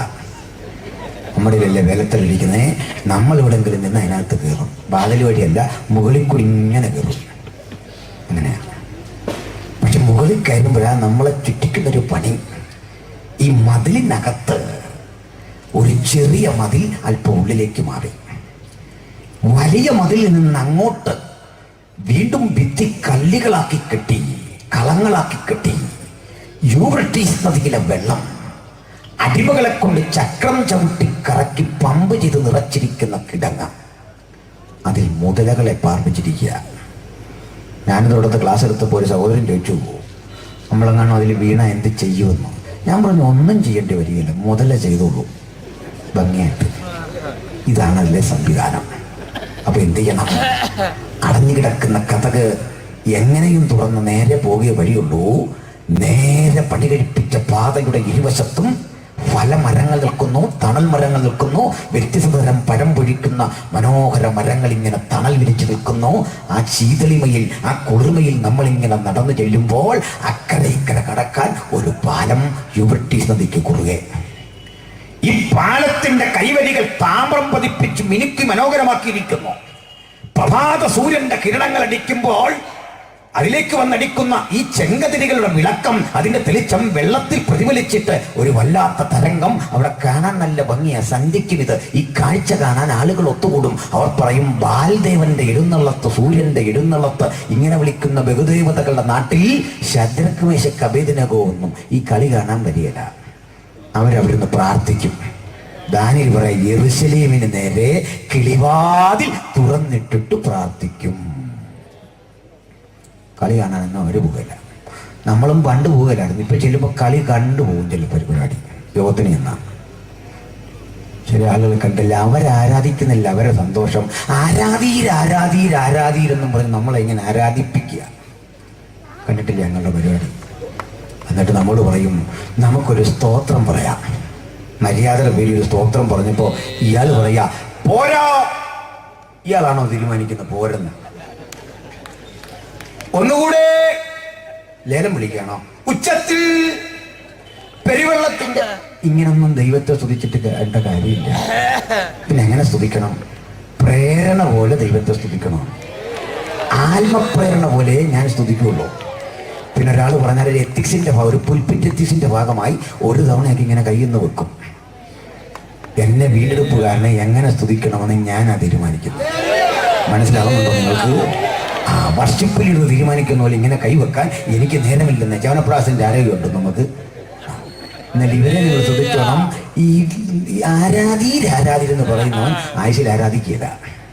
അവൻ ഈ കൈ വെച്ച് ഇങ്ങനെ കളിച്ചുകൊണ്ടിരിക്കുകയാണ്. ഇങ്ങനെ വെക്കുക, വണ്ടിയുടെ വൈപ്പറാടുന്ന പോലെ ഇങ്ങനെ കുറച്ച് ആട്ടുക, അങ്ങോട്ട് തുള്ളുക, ഇങ്ങോട്ട് തുള്ളുക. അതാണ് പരിപാടി. യശയാപ്രവാചകന്റെ ഭാഷ, ഇതിനോ നീ ആരാധനയെന്നും ഉപവാസമെന്നും ഒക്കെ പേരിടുന്നു. അങ്ങനെ കളിക്കുന്ന സ്ഥലമല്ല ഇത്. പിന്നെ ഹല്ലേലൂയ പറയുകയാണ് പോരെന്ന്. അതൊരു വസ്തുത അറിയാത്തോണ്ടാ. എന്താണ് ഈ ആരാധന? അതൊന്ന് പറഞ്ഞിട്ട് അങ്ങോട്ട് വരണം. ആരാധനയ്ക്ക് ചില ബന്ധങ്ങളുണ്ട്, അതുകൊണ്ട് ആരാധിക്കുന്നത്. നമ്മുടെ കർത്താവ് സ്വർഗം സൃഷ്ടിച്ചുകൊണ്ടോ, ഭൂമി സൃഷ്ടിച്ചുകൊണ്ടോ, തങ്കത്തെരുവീതികൾ ഉണ്ടാക്കിയിട്ടത് കൊണ്ടോ, പുതിയ യെരൂശലേം പണിതുകൊണ്ടോ ഒന്നുമല്ല ഞാൻ ആരാധിക്കുന്നത്. ഇതൊന്നും ഒരു കാരണമല്ല എന്നെ സംബന്ധിച്ചിടത്തോളം. എൻ്റെ കാരണം, ഇതൊക്കെ സൃഷ്ടിച്ചവൻ എൻ്റെ ഈ ചെറിയ ഹൃദയത്തിൽ ഇറങ്ങി വരാനൊരു താല്പര്യം കാട്ടി. ആ മഹത്വത്തെ എനിക്ക് വിലമതിച്ചുകൂടാ, അതിനെ എനിക്ക് മറന്നുകൂടാ.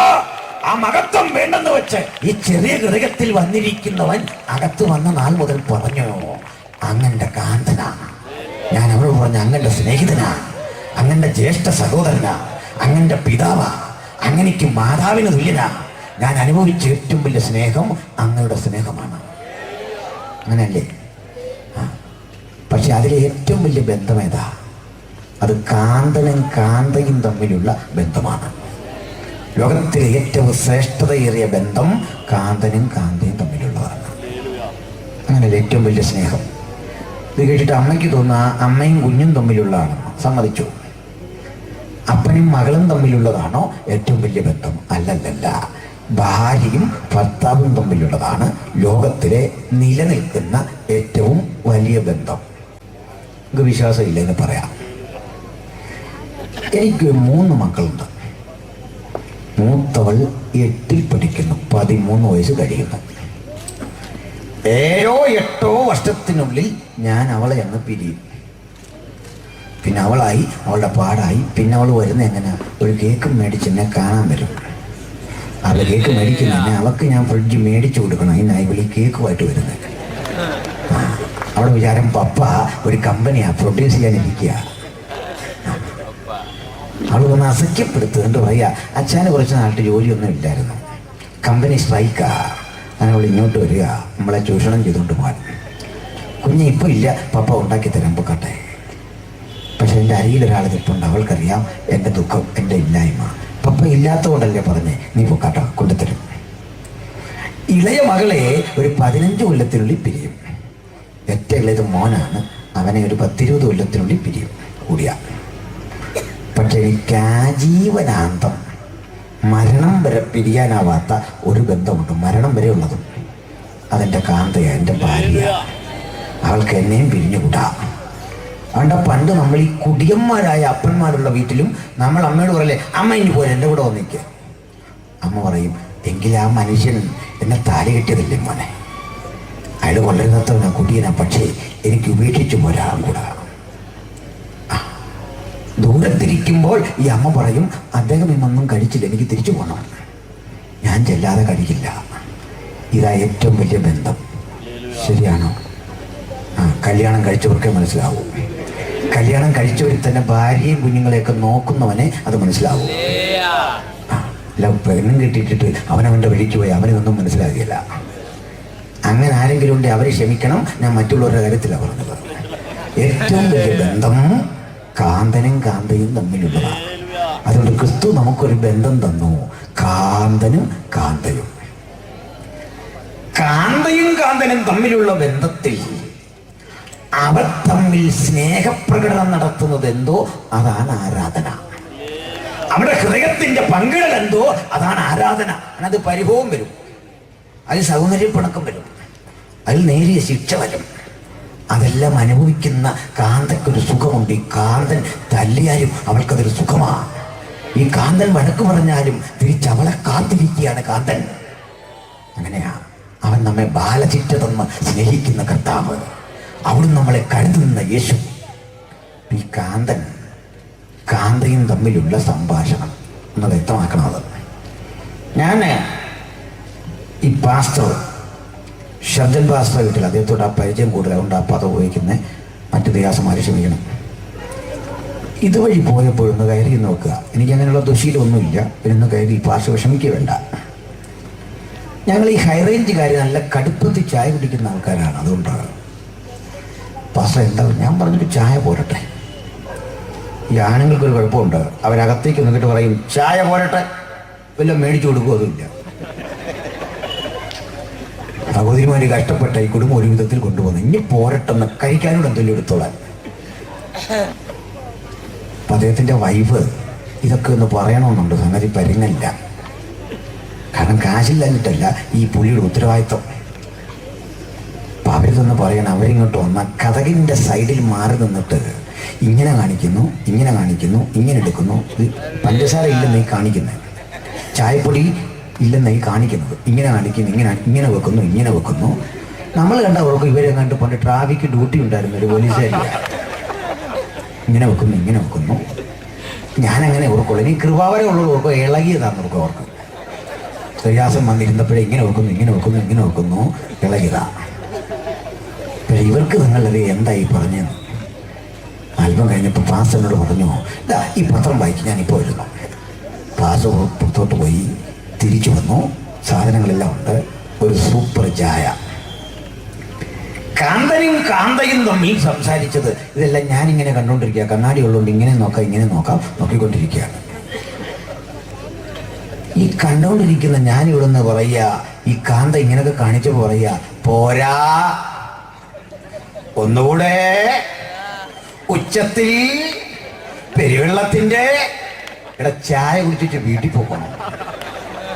ഇങ്ങനൊരു ആര് പറഞ്ഞ ആവശ്യമില്ലാത്ത പണി ചെയ്യാൻ ചായ കുടിച്ചോണം, സ്ട്രോങ് ആണോ ലൈറ്റ് ആണോ കിട്ടി കൂടി ഒരു നന്ദിയും പറഞ്ഞിട്ട് പോക്കോണം. അതാണ് ദൈവത്തിന്റെ യഥാർത്ഥ മകൻ ചെയ്യേണ്ടത്. സന്തോഷമുണ്ടോ ദൈവമക്കൾക്ക്? പിന്നെ എന്നോട് ചെയ്യും വർഷിപ്പ് ലീഡർ. ഞാൻ പറഞ്ഞ ഒരുത്തനേ ഉള്ളൂ ബൈബിളിൽ വർഷിപ്പ് ലീഡർ. അത് പഴയ നിയമത്തിലായിരുന്നു, പേര് ലൂസിഫർ എന്നായിരുന്നു അവൻ്റെ. അവനിങ്ങനെ ലീഡ് ചെയ്ത് ലാസ്റ്റ് പറയുക, ഞാൻ ഇനി ഇവിടെ നിൽക്കുകയില്ല, കണ്ടല കൊണ്ടൊന്നും ഒതുങ്ങുകയില്ല, ഞാൻ സ്വർഗത്തിൽ കയറും, എന്റെ സിംഹാസനം എടുത്ത് അത്യുന്നതിന്റെ സിംഹാസനത്തിന്റെ സൈഡിൽ വെക്കും, പിന്നെ അത് തട്ടിത്തെറിപ്പിച്ച് ദൂരെ കളയും. ഹൃദയത്തിൽ പറഞ്ഞപ്പോ അടിച്ചവനെ താഴെ കളഞ്ഞു. നമ്മൾ ചില അടിച്ചു കളഞ്ഞവനെ പിന്നെയും വിളിച്ചുകൊണ്ട് പറയും ഒരു പ്രോഗ്രാം ഉണ്ടെന്ന്. ഈ വീണവന്റെ പാട്ട് കേട്ടാൽ ആസ്വദിക്കാൻ മനസ്സുള്ള ആളുകളാണ് ഇന്ന് കൂടുതലിരിക്കുന്നത്. വീണവന്റെ പാട്ടിൽ ആത്മാർത്ഥത കാണത്തില്ല, ഈ താളവും ഭാവവും രൂപയെ കാണത്തുള്ളൂ. അവനെ പറഞ്ഞ പോരാ പോരാ പോരാ. നമ്മുടെ അപ്പച്ചനൊരു പാട്ട് പാടിയപ്പോൾ നമ്മുടെ ഹൃദയം നിറഞ്ഞു. പ്രൈസലോ, എന്തൊരഴകാണ് ആ പാട്ട്. ആ പാട്ടിൻ്റെ താളവും ചിട്ടയും സന്തോഷമൊക്കെ പഴയ കാലത്തിലേക്ക് നമ്മുടെ മനസ്സിനെ പിടിച്ചെടുത്തുകൊണ്ട് പോയി ഇല്ലേ? ബോധമുള്ള തലമുറയ്ക്ക് അതൊക്കെ മനസ്സിലാവുള്ളൂ. ഇത്തരം പിതാക്കന്മാർ നമ്മുടെ അഭിമാനമാണെന്ന് പറഞ്ഞാട്ടെ. യുദ്ധമറിയുന്ന അത്തരം തലമുറ നമ്മുടെ ജയമാണെന്ന് പറഞ്ഞാട്ടെ. ഈ തലമുറയുടെ അനുഭവത്തിലേക്ക് ഞങ്ങളെയും ഒന്ന് കൂട്ടിക്കൊണ്ടുവരണമെന്ന് പറഞ്ഞാട്ടെ. സഭയ്ക്ക് വേണ്ടത് നവീകരണമല്ല, പൂർവീകരണമാണ്. പഴയതിലേക്കുള്ള തിരിച്ചുപോക്കാണ്. അതിലേക്ക് ഞങ്ങളെ കൊണ്ടെത്തിക്കണമേ എന്ന് പ്രാർത്ഥിച്ചാട്ടെ. പ്രവാചക ശബ്ദങ്ങൾ ഉയർന്നാട്ടെ. ആ നിലയിൽ വേണം നമുക്ക് കാലത്തെ മാറ്റിയെടുക്കാൻ. സ്തോത്രം. അപ്പൊ ബാബിലോൺ ശക്തിപ്പെട്ടു. ഈ ബാബിലോണിൽ ദൈവത്തിന്റെ മക്കൾ ജയിച്ചു. അവനുണ്ടാക്കിയതിനെ ആരാധിച്ചില്ല. ഞാൻ ഈ പാലത്തിന്റെ അവിടെ വരെ വന്നുള്ളൂ. ഈ പാലം അങ്ങോട്ട് കിടക്കുമ്പോൾ താഴേക്ക് ഇറങ്ങാൻ ഒരു പടിക്കെട്ടുണ്ട്. ഇതെന്റെ വേറൊരു വിഷയമാണ്, സാന്ദർഭികമായി ഇത് വന്നതാണ്. ഈ പടിക്കെട്ട് കയറി താഴെ ഇറങ്ങുമ്പോൾ ഭൂമിക്കടിയിലൂടെ ഒരു ടണൽ, ഒരു നിലവറ, അത് നദിക്ക് മടിയിൽ കൂടിയാ. ആ നിലവറയുടെ ഭിത്തി മാർബിൾ ഒട്ടിച്ച് മനോഹരമാക്കി പോളിഷ് ചെയ്തെടുത്തിട്ട് ചുണ്ണാമ്പ് ചൂളകളിൽ നിന്നെടുക്കുന്ന ഒരുതരം വാതകത്തിൽ തീ പടർത്തി അതിൻ്റെ വെളിച്ചം അങ്ങോട്ട് പ്രതിഫലിപ്പിക്കുക. അതിൻ്റെ ചുറ്റും കുതിരയുടെ ലാടത്തിൻ്റെ ആകൃതിയുള്ള തീന്മേശകളിട്ട് ആളുകൾ ഭക്ഷണത്തിലിരിക്കുക. ഭൂമിക്കടിയിലെ സംഭവം. നെബൂഖദ്നേസറിന്റെ വിരുന്നുശാല. ഒത്തനടുക്കായി അർത്ഥവൃത്താകൃതിയിലുള്ള ഒരു സ്റ്റേജ്. ആ സ്റ്റേജിൽ അർത്ഥനഗ്നരായ സ്ത്രീ പുരുഷന്മാർ പാട്ടുപാടി നൃത്തം ചെയ്യുന്നു. കണ്ണഞ്ചിപ്പിക്കുന്ന നിറക്കൂട്ടുകളുടെ വർണ്ണപ്രപഞ്ചം, വ്യത്യസ്ത വെളിച്ചങ്ങൾ ഇങ്ങോട്ടടിക്കുന്നു.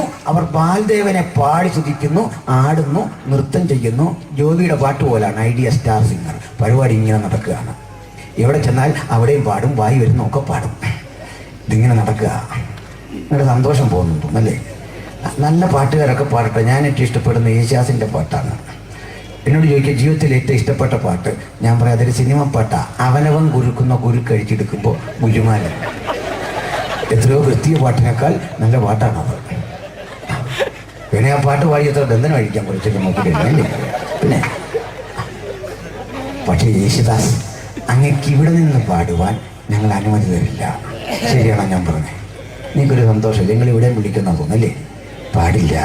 അഭിഷിക്തന്റെ വേദിയിൽ അഭിഷിക്തനെ പാടാവൂ. അഭിഷിക്തന് വേണ്ടി വേർതിരിക്കപ്പെട്ട ഈ സ്ഥലം കണ്ണീരൊഴുക്കി പ്രാപിച്ച ഇടത്ത് അഭിഷിക്തനെ നിൽക്കാവൂ. അങ്ങ് വലിയ സംഗീതജ്ഞൻ, ആ സംഗീതം ഞങ്ങൾ ആസ്വദിക്കും. പക്ഷെ യേശുവിനെ പാടുവാൻ ആ യോഗ്യത പോരാ.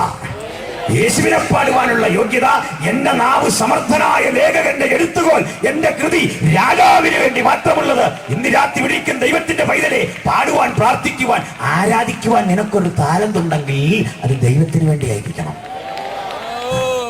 അതെന്റെ ദൈവത്തിന് വേണ്ടി മാത്രം എന്ന് നിശ്ചയിച്ചുറപ്പിക്കുന്ന ചിലർ വരട്ടെ, ഇവിടെ അവർ നിൽക്കട്ടെ. പാട്ടും നൃത്തവും ആരാധനയുമൊക്കെ ശക്തിപ്പെടുന്ന ഇടയ്ക്ക് വീഞ്ഞു നിറച്ചു വെച്ചിരിക്കുന്ന കുപ്പികൾ കയ്യിലെടുത്ത് സുന്ദരിമാരായ സ്ത്രീകൾ പാട്ടുപാടി ശദ്രക് മേശക് അബേദ്നെഗോമാരിക്കുന്ന ഇടത്തേക്ക് വന്ന് കുപ്പിയിൽ ഒഴിച്ചു കൊടുക്കും. ദാണ്ട് ഇങ്ങനെ അവരെ കൊണ്ട് മാംസഭക്ഷണം, അവർക്ക് വേണ്ട വ്യത്യസ്തരം പലഹാരങ്ങൾ ഇതൊക്കെ നിരത്തി ട്രേക്കെടുത്ത് കൊണ്ടു കൊടുക്കും. ഇത് കണ്ടിട്ട് ഈ കുഞ്ഞുങ്ങൾ പറഞ്ഞെന്താ? ഈ കുഞ്ഞുങ്ങൾ പറഞ്ഞോട്ടെ, നമ്മുടെ പുതിയ തലമുറയാണ് ഇതെല്ലാം കണ്ടിട്ട് പറഞ്ഞേനെ, പ്രൈസ് ദി ലോർഡ്. എൻ്റെ ദേഹം കുളിരു വരുന്നതെല്ലാം കണ്ടിട്ട്.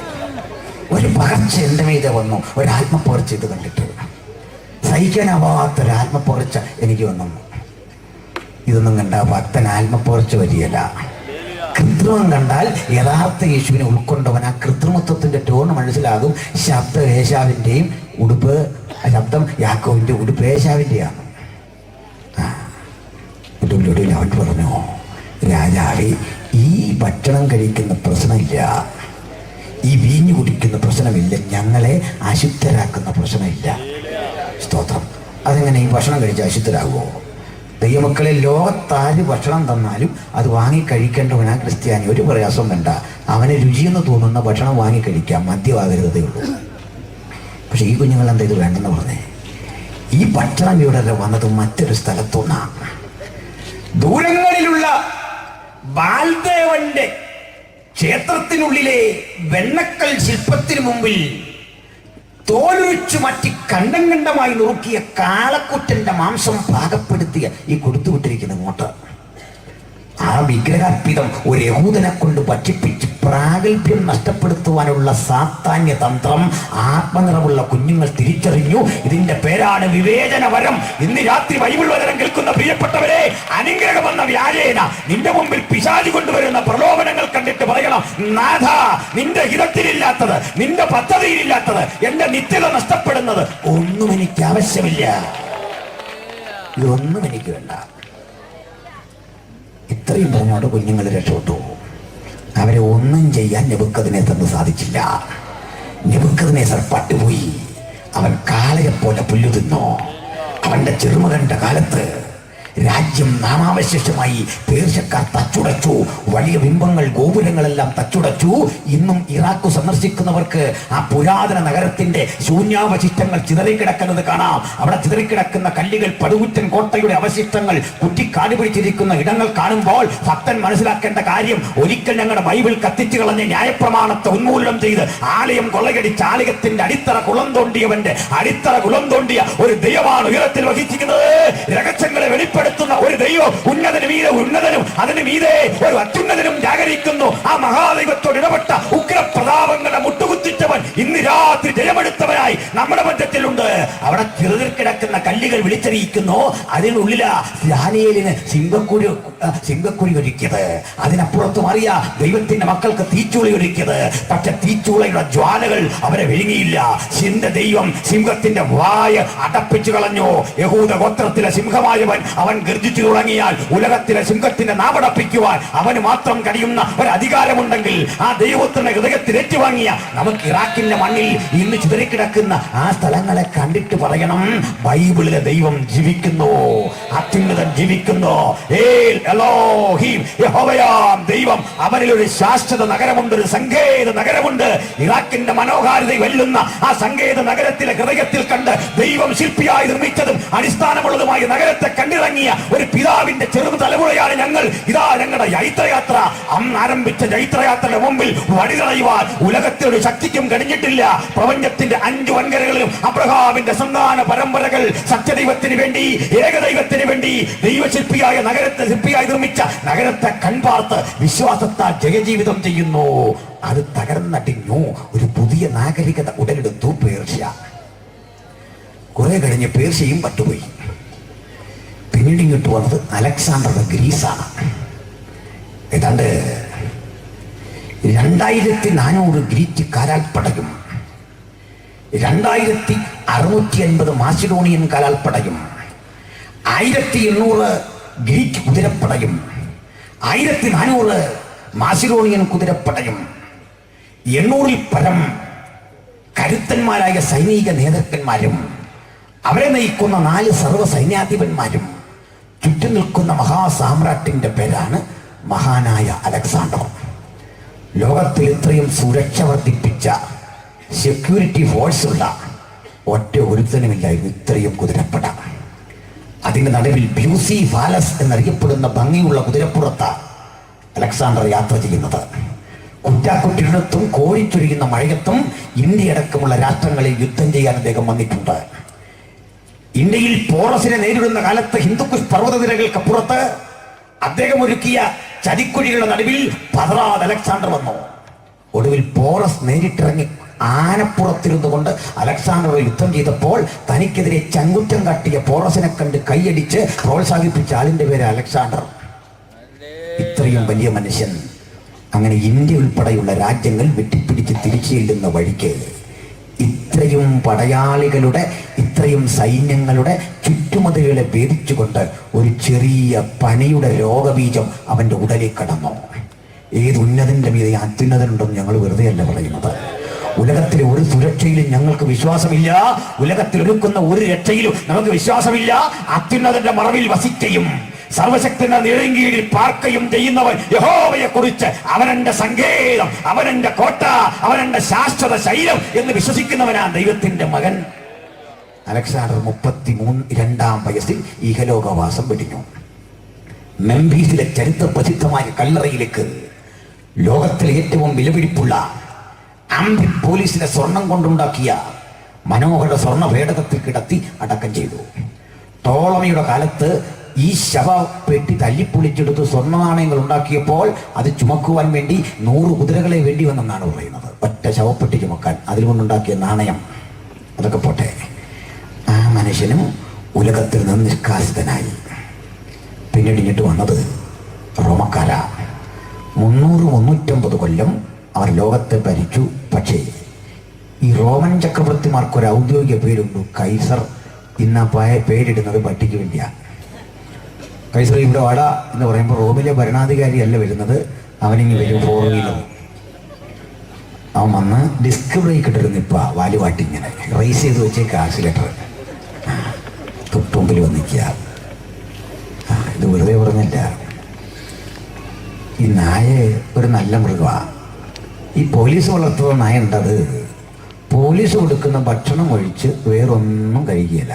നമ്മളൊന്നും കൊടുത്താൽ കഴിക്കുകയില്ല. അതിലും നല്ലത് അതിൻ്റെ ചിട്ട എങ്ങനെയാണ് എന്നുവെച്ചാൽ ലോക്കൽ നായ്ക്കളുണ്ട്. അത് ഒരുത്തൻ മത്തിയും മേടിച്ചുകൊണ്ട് പോയി ആ പുറകെ പോകും. അതിന് മണം പിടിച്ച് അങ്ങോട്ട് പോകുമ്പോൾ വേറൊരുത്തൻ അവിടെ നിന്ന് ഇങ്ങോട്ട് അതിലും വിലപിടിപ്പുള്ള മത്സ്യവും കൊണ്ടിങ്ങോട്ട് വരുന്നു, ആ പുറകെ പോകും. അങ്ങനെ കുറേ പേര് നമ്മളിവിടെ നിന്ന് വിട്ടുപോയി എന്നുള്ളത് ആരും വിഷമിക്കണ്ട. മണം പിടിച്ച് കുറേ പേര് പോയി എന്നുള്ളത് നമ്മളധികം വിഷമിക്കാനൊന്നുമില്ല. പിന്നെ അതിനാണോ എന്തെങ്കിലും സെമിനാർ, അതിനെന്തൊരു പ്രതിഷേധം? അതുപോട്ട് അവനങ്ങോട്ട് പോവും, അവൻ ഇങ്ങോട്ട് വരും, അവൻ അങ്ങോട്ട് പോവും, ഇങ്ങോട്ട് വരും. കൈസറയെ വാടാന്ന് വിളിക്കുമ്പോൾ പോകുന്നവനുണ്ട്. എല്ലാവരെയും കിട്ടിയല്ലെന്നേ അവിടെ. അന്തസ്സുള്ളതൊന്നും അങ്ങനെ പോകില്ല. പെട്ടെന്ന് അങ്ങനെ വല്ലതും പോകാൻ പറ്റുമോ? ആ വണ്ടി ഇങ്ങോട്ട് പോവാ, വിഷയത്തും കിടക്ക്, വിഷയത്തിൽ ശ്രദ്ധ തിരിക്കണം, പോകരുത്. അപ്പോൾ 4 സാമ്രാജ്യങ്ങൾ, ഈ 4 സാമ്രാജ്യങ്ങളും തകർന്നടിഞ്ഞു. പക്ഷേ അവരുണ്ടാക്കി വെച്ച ചില ഗുണങ്ങളുണ്ടായിരുന്നു. ഞാൻ ആദ്യത്തെ വിടുന്നു, അത് ആത്മീയമാണ്. ഒത്തിരി പറയാനുണ്ട് ദാനിയേലിന്റെ സംഭവം. രണ്ടാമത്തെയും വിടുന്നു, സമയക്കുറവാണ് എൻ്റെ കാരണം. മൂന്നാമത്തേത് പറയാതിരിക്കാൻ തരമില്ല. മഹാനായ അലക്സാണ്ടർ ലോകം മുഴുവൻ പിടിച്ചെടുത്ത വഴിക്കൊരു പണി ചെയ്തു. മുഴു ലോകവും താൻ സംസാരിക്കുന്ന ഒരു ഭാഷയുടെ കീഴിലാക്കി. താൻ പിടിച്ചെടുക്കുന്ന പടയോട്ടം നടത്തുന്ന സ്ഥലങ്ങളിലെല്ലാം ഗ്രാമർ സ്കൂളുകൾ സ്ഥാപിച്ചു. വൈയാകരണന്മാരെ നിയമിച്ചു ഭാഷ പഠിപ്പിക്കാൻ. അങ്ങനെ ലോകമാസകലം അലക്സാണ്ടർ ഇന്ന് ഇംഗ്ലീഷ് എന്ന വണ്ണം ഒരു ഭാഷ സ്ഥാപിച്ചു. അതിൻ്റെ പേരാണ് Greek. Greek was the lingua franca of the ancient world. പുരാതന ലോകത്തിന്റെ മുഖ്യ സമ്പർക്ക ഭാഷയായിരുന്നു ഗ്രീക്ക്, അലക്സാണ്ടറുടെ ഭാഷ. അത് ലോകം മൊത്തം വ്യാപിച്ചു. ഞങ്ങൾ ഈ ഭാഷയിലല്ലേ പുതിയ നിയമം എഴുതിയേ. ഈ ഭാഷയിൽ പുതിയ നിയമം എഴുതിക്കൊണ്ടുള്ള ഗുണം എന്താ? ഏതാണ്ട് 50-60 വർഷത്തിനുള്ളിൽ അപ്പോസ്തലന്മാർ എവിടെ പോയോ അവിടെല്ലാം ഈ ഭാഷയിൽ ഞങ്ങളൊന്ന് പ്രസംഗിച്ചു. കേട്ടവർക്ക് മനസ്സിലായി. ആര് പറഞ്ഞിട്ട് ഇന്നതാ പറയുന്നത്. പിന്നെ ഏത് ബൈബിൾ എവിടെ പോയും തിരുത്താൻ പറ്റും? എങ്ങനെ പറ്റും? ആർക്ക് പറ്റും? ഉലകം മുഴുവൻ 1-ാം നൂറ്റാണ്ടിലെ വ്യാപരിച്ച പുസ്തകത്തിന്റെ പേരാ ബൈബിൾ. അത് പുതിയ നിയമം മാത്രമല്ല, പഴയ നിയമം കൂടെ വ്യാപിച്ചു ഉലകം മുഴുവൻ. രണ്ടാമത് ഇങ്ങോട്ട് വന്ന് റോമക്കാർ ചെയ്തൊരു പണിയുണ്ട്. അവർ ഏറ്റവും പ്രാധാന്യം കൊടുത്ത് നല്ല റോഡ് വെട്ടാനാണ്. അല്ല, നമ്മുടെ കൂട്ടൊന്നുമല്ല. നമ്മളെന്താ ചെയ്യുന്നത്? ഉള്ള റോഡിൻ്റെ നടുക്ക് കുമ്മായം കലക്കി വെള്ള കളറിലൊരു വര, എന്നിട്ട് പറയാ ഹൈവേ ആണ്. ഇതാണ് ഹൈവേ. നമ്മുടെ ഈ മന്ത്രിമാരും മറ്റാളുകളുമൊക്കെ ഈ വിദേശ രാജ്യങ്ങളിൽ പോകാറുണ്ട്, ഗൾഫിലുമൊക്കെ അമേരിക്കയിലുമൊക്കെ പോകും. പോയിട്ട് വന്നവർക്കെതിരെ പ്രസംഗിക്കുമെങ്കിലും അവിടെ ചില നന്മയുണ്ട്, നല്ല റോഡുകൾ. ഈ നന്മയൊന്നും അവരിങ്ങോട്ട് കൊണ്ടുവരില്ല. നമ്മുടെ ചില മന്ത്രിമാരെല്ലാം പണ്ട് അമേരിക്ക ചുറ്റിക്കറങ്ങി വന്നപ്പോൾ അവിടെ ഉണ്ടാനുമാണ് ഒരുമിച്ച് കൂടി തോളെ കൈയിട്ട് പറയാ, ഡാർലിംഗ് നമുക്ക് പള്ളിയിൽ പോകാം. പെണ്ണും ഒരുമിച്ച് കൂടി വിട്ടുക, നമുക്ക് പാർക്കിൽ പോകാം. ഇത് കണ്ട് നമ്മുടെ മന്ത്രിമാർ പറഞ്ഞു, കേരളത്തിൽ നമുക്ക് ഇത് നടപ്പിലാക്കണം. പെട്ടെന്ന് നന്മ നടപ്പിലാക്കാനുള്ള ബോധം ഇവർക്കുണ്ടാകാനാണ് പ്രാർത്ഥിക്കേണ്ടത്. നല്ല റോഡും ഒക്കെ വരട്ടെ. പിന്നെ അപ്പോൾ പോട്ടെ. ഇതേ വിധം ഏറ്റവും നല്ല റോഡ് പുരാതന ലോകത്തുണ്ടാക്കിയ ആളുകളാണ് റോമക്കാർ. എല്ലാ റോഡും റോമിലേക്ക്. വളഞ്ഞു തിരിഞ്ഞു കിടക്കുന്ന കടൽ തീരങ്ങളെ കനാലുകൾ വെട്ടി ഏകോപിപ്പിച്ചു. നദികളിൽ നിന്ന് കനാല് വെട്ടി കടലിലേക്ക് ഷോർട്ട് കട്ടുകൾ ഉണ്ടാക്കി. എന്തിനാ ചെയ്തേ? 4-5 ആഴ്ചകൾ കൊണ്ട് കപ്പലിൽ പോകേണ്ട ദൂരം 2 ദിവസം കൊണ്ട് പോകാവുന്നതായി. നല്ല റോഡ്, കരഗതാഗതം ശക്തമായി. കടൽ കൊള്ളക്കാരെ കർശനമായി ഒതുക്കി റോമൻ ഭരണകൂടം അങ്ങ് ശക്തിപ്പെടുത്തി. ഇതും ബൈബിളുമായിട്ട് എന്താ ബന്ധമെന്നാണ് നിങ്ങൾ ചിന്തിക്കുന്നത്? ഇങ്ങോട്ട് ശ്രദ്ധിക്കണം, ഇങ്ങോട്ട് ശ്രദ്ധിച്ചിരിക്കണം. അങ്ങോട്ടും ഇങ്ങോട്ടും നോക്കരുത്, ഇങ്ങോട്ട് മാത്രം. ഒരാളങ്ങോട്ട് മാറി എന്നോർത്ത് അങ്ങോട്ട് നോക്കരുതെന്ന് എനിക്ക് അഭിപ്രായമില്ല. അങ്ങനെ ഒരാൾ പോകുന്നത് കണ്ടിട്ടില്ലാത്തവരൊന്നും നോക്കിയോ? ഇനി ഇങ്ങോട്ട് ശ്രദ്ധിക്കണം. ഇടയ്ക്ക് ഒരാൾക്കൊന്ന് പോകണം, ഇവിടുന്ന് പോകണം, എനിക്ക് പിടിച്ചു നിൽക്കാൻ പറ്റുന്നില്ല ഈ കൃപയിൽ എന്ന് തോന്നുന്നവർക്ക് പോകാം.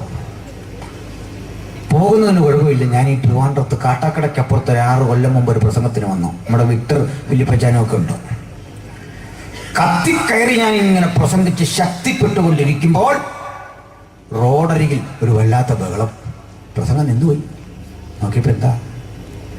നമ്മുടെ യോഗത്തിൻ്റെ ഫ്രണ്ടിൽ വന്നിരുന്ന ആത്മാവിൽ ശക്തിപ്പെട്ടുകൊണ്ടിരുന്നൊരു പെങ്കൊച്ച് ഇറങ്ങിയൊരൊറ്റ പോക്കാണ്. അവൾ വെറുതെ അല്ല പോയത്, ഒരുത്തനെ പറഞ്ഞൊപ്പിച്ച് വെച്ചിരുന്നു അവൻ്റെ ബൈക്കിൽ കയറിയൊരു പോക്ക്. അന്നുപോലെ എനിക്ക് കൂടുതൽ ശക്തിപ്പെടുന്നവരെ കാണുമ്പോൾ പേടിയാ. അവൾ സുരക്ഷിത സ്ഥാനം നോക്കി വന്നാണ്. ഒറ്റ പോക്ക്. ആകപ്പാടെ യോഗം നിന്നു. അവരുടെ അമ്മ കിടന്ന് അലറുന്നു, ബഹളം വെക്കുന്നു. അവൾ വിശ്വാസിയല്ല. അവളും കണ്ടോ ആ പൂതവും കൂടി ഇങ്ങോട്ട് കയറി വന്നു നമ്മളെ പറയിപ്പിക്കുന്നു. ഇല്ല, എന്തൊക്കെയാണെങ്കിലും അതിന് ശേഷം ഈ യോഗം തീരും മുമ്പ് ഇറങ്ങിപ്പോകുന്നവരെ കാണുമ്പോൾ എനിക്കൊരു തെറ്റിദ്ധാരണ വരും അറിയാതെ. ഈ ആശീർവാദം പറയുമ്പോൾ ഇറങ്ങിപ്പോകുന്നവരെ കാണുമ്പോൾ പെട്ടെന്ന് എനിക്ക് ഓർമ്മ കയറി വരും. എൻ്റെ ആശീർവാദം കഴിഞ്ഞ് ഇന്ന് ഇവിടുന്ന് പോകാറുള്ളൂ ഒരു നിമിഷം. ഇല്ല, ആളുകൾ നിങ്ങളെ തെറ്റിദ്ധരിക്കും. പിന്നെ എന്നോട് ചോദിച്ചു, ഇനി അതിൽ പോകണം എന്നൊരാൾക്ക് തോന്നിയാൽ പോക്കോ. പക്ഷെ ചിലർ ഈ യോഗം വിട്ടു പോകുന്ന കണ്ടിട്ടുണ്ടോ? കാള പാത്രക്കടയിൽ കയറി വരണ്ട് ഓടുന്ന പോലെ പുസ്തകം കുലുക്കി പാത്രം എടുത്ത് കൊച്ചിനെ 2 തല്ലും തല്ലി ഒരു വേളം വെച്ചു വിട്ടുപോകുന്നേന്ന് പറഞ്ഞു. അടയാളം ഒന്നും കാണിക്കാതെ പോക്കൊണ്ടിരുന്നു. വചനത്തിലേക്ക് വരാം, ശ്രദ്ധിച്ചിരിക്കാം. അപ്പോൾ ഗ്രീക്കുകാർ തന്റെ ഭാഷ ലോകമാസകലം വ്യാപരിപ്പിച്ചു. മഹാനായ അലക്സാണ്ടർ തന്റെ ഭാഷ ഉലകത്തിൽ പ്രചരിപ്പിച്ചു. ആ ഭാഷ കൊണ്ട് ലോകത്തെ ഭരിക്കാൻ അദ്ദേഹത്തിന് കഴിഞ്ഞില്ല. അതിന് മുമ്പ് മരിച്ചുപോയി. തൊട്ടുപിന്നാലെ വന്ന റോമക്കാർ നല്ല റോഡുകൾ വെട്ടി ഗതാഗതം ശക്തിപ്പെടുത്തി. അത് അവർക്കും പ്രയോജനപ്പെട്ടില്ല. പിന്നെ ആർക്കാ പ്രയോജനപ്പെട്ടേ? അത് നമ്മൾ ദൈവമക്കൾക്കായിരുന്നു പ്രയോജനപ്പെട്ടത്. നമ്മളാണത് യൂട്ടിലൈസ് ചെയ്തത്, നമ്മളാണത് പ്രയോജനപ്പെടുത്തിയത്. എങ്ങനെ? ഈ ഭാഷയിൽ അപ്പോസ്തലന്മാർ പ്രസംഗിച്ചത് കൊണ്ട് ഉലകത്തിൽ ഏവർക്കും സുവിശേഷം മനസ്സിലായത്. ഈ ഭാഷയിൽ പ്രസംഗിക്കാൻ അവസരം കിട്ടിയത് കൊണ്ട് അവർക്ക് ഉലകഭാഷകളും സഞ്ചരിക്കാൻ സാധിച്ചത്. ഈ നല്ല വഴികളും കനാലുകളും കിട്ടിയത് കൊണ്ട് കടലിലെ ആപത്തുമൊക്കെ സഹിച്ച് അപ്പോസ്തലന്മാർക്ക് ഉലകം തെറ്റാൻ സാധിച്ചത്. അങ്ങനെ അപ്പോസ്തലന്മാർ ചിലർ നമ്മുടെ നാട്ടിലും ചേക്കേറിയത് എങ്ങനെയാ? ഈ വഴി അവർ വെട്ടിവെച്ച് തന്നിട്ട് പോയി. ഇത് കണ്ട് അത്ഭുതപ്പെട്ട പൗലോസ് എഴുതി വെക്കുക, കാലസമ്പൂർണത വന്നപ്പോൾ, ലോകം പരിഷ്കാരത്തിന്റെ അത്യുച്ച കോടിയിലെത്തിയപ്പോൾ, അതിന്റെ വികാസ പരിണാമങ്ങൾ ഉത്തുംഗങ്ങളിലേക്ക് വളർന്നപ്പോൾ, ആ സമയം നോക്കി ദൈവം തന്റെ അരിവകുമാരനാകുന്ന യേശു കർത്താവിനെ ഇഹത്തിലേക്ക് അയച്ചു. അതുകൊണ്ട് ഇഹത്തിൽ നടക്കുന്ന എല്ലാ പ്രവൃത്തികളുടെ നടുവിൽ അത്യുന്നതന്റെ നിയന്ത്രണമുണ്ട്. ഇഹത്തിൽ നടക്കുന്ന ചെറുതും വലുതുമായ ഏത് പ്രവൃത്തിയും നിശ്ചയിച്ചുറപ്പിച്ചവൻ കർത്താവാണ്. എന്തേ ഞാൻ പറയാൻ കാരണം, ലോകം വികാസതലങ്ങളിൽ മുൻനിരയിൽ നിന്ന പഴയകാലം ഭാഷാപരമായി ഒരു ഭാഷയുടെ കീഴിൽ തിരിച്ചു വന്നൊരു കാലം, അന്നാണ് യേശുക്രിസ്തു പിറന്നത് എങ്കിൽ ശ്രദ്ധിച്ചു നോക്കിയാൽ നിങ്ങൾക്കൊരു കാഴ്ച മനസ്സിലാകും. ലോകം വീണ്ടും അറിയാതെ ഒരു ഭാഷയുടെ കീഴിലേക്ക് തിരിച്ചു വരുന്നു.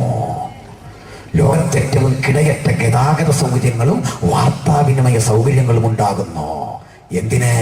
രാജ്യത്തിന്റെ ഈ സുവിശേഷം ഞങ്ങൾക്ക് മുഴു ലോകത്തോടും പ്രസംഗിക്കാൻ കഴിയും വിധം ലോകം അറിയാതെ ഒരുങ്ങുമ്പോൾ, ചിലയിടത്ത് സുവിശേഷ യോഗങ്ങളെ വിലക്കുമ്പോൾ, അനുമതികൾ കിട്ടാതിരിക്കുമ്പോൾ, സാഹചര്യങ്ങൾ സംജാതമാകാതിരിക്കുമ്പോൾ, ഒരു നിമിഷം കൊണ്ട് ഉലകത്തെ മുഴുവൻ സുവിശേഷം അറിയിക്കാൻ കഴിയുന്ന ഒരു സാഹചര്യം സംജാതമാക്കി വെക്കും. അപ്പോൾ ഈ യുഗാവസാനം വരും. അപ്പോൾ പുനരാഗമനം സംഭവിക്കും. പണ്ടൊരിക്കൽ അവരത് തെളിയിച്ചെങ്കിൽ. അതുകൊണ്ടാണ് സഹോദരരെ ഞങ്ങൾ വിശ്വസിക്കുന്നത് യേശു കർത്താവ് വീണ്ടും വരും. ആ വരവിന്റെ തൊട്ടു മുമ്പ് ഒരു ദൂതൻ പ്രഖ്യാപിക്കുക, ഇനി കാലം ഉണ്ടാകില്ല. ശ്രദ്ധിച്ചു നോക്കിയാൽ യേശുവിന്റെ പിറവിയുടെ തൊട്ടു മുമ്പ് കണ്ട യുഗപരമായ 4 സാമ്രാജ്യങ്ങളുടെ ഒരു തനിയാവർത്തനം ഇന്നും സംഭവിക്കുന്ന കാഴ്ച കാണാം. യേശുവിന്റെ കാലഘട്ടത്തിൽ, യേശുവിന്റെ പിറവിക്ക് തൊട്ടു മുമ്പ് ബാബിലോൺ, പേർഷ്യ, ഗ്രീസ്, റോമ എന്നിങ്ങനെയുള്ള 4 സാമ്രാജ്യങ്ങൾ യേശുവിന്റെ ജനനത്തെ കൈക്കൊള്ളാൻ അവരറിയാതെ ഒരുങ്ങിയതുപോലെ ഈ ലോകം അറിയാതെ ഒരുങ്ങുന്നു യേശുവിന്റെ വരവിന് വേണ്ടി. എങ്ങനെ? ചില വാക്യങ്ങൾ കൂടി ഒന്ന് വായിച്ച് സഹായിച്ചാൽ ആളുകൾക്കത് ബോധ്യം വരും. യേശുവിന്റെ വരവിന് വേണ്ടി ഈ ലോകം വീണ്ടും അറിയാതെ ഒരുങ്ങുന്നു. എടുത്തു വെച്ചുകൊള്ളണം. വെളിപ്പാട് പുസ്തകം 6:1 മുതൽ വായിക്കണം. വെളിപ്പാട് 6:1. യേശുവിന്റെ വരവിനോടനുബന്ധിച്ച് ലോകം അറിയാതൊരുങ്ങുന്ന ഒരു ക്രമത്തെ നമുക്ക് അവിടെ കാണാൻ സാധിക്കുന്നു. വെളിപ്പാട് 6:1 മുതൽ. കുഞ്ഞാട് മുദ്രകളിലൊന്ന് പൊട്ടിച്ചപ്പോൾ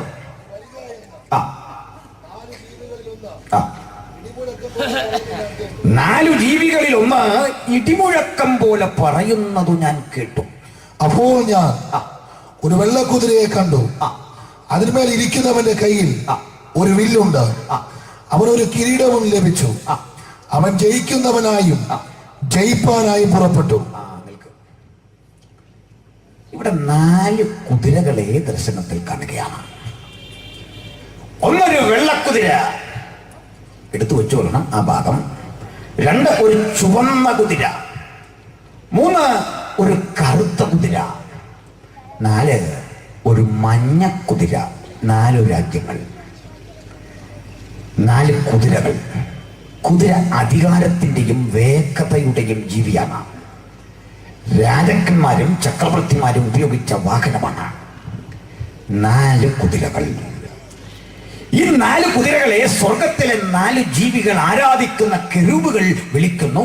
1-ാം ജീവി സിംഹമുഖമുള്ളത്, 2-ാം ജീവി കാളയുടെ മുഖമുള്ളത്, 3-ാം ജീവി മനുഷ്യന്റെ മുഖമുള്ളത്, 4-ാം ജീവി കഴുകന്റെ മുഖമുള്ളത്.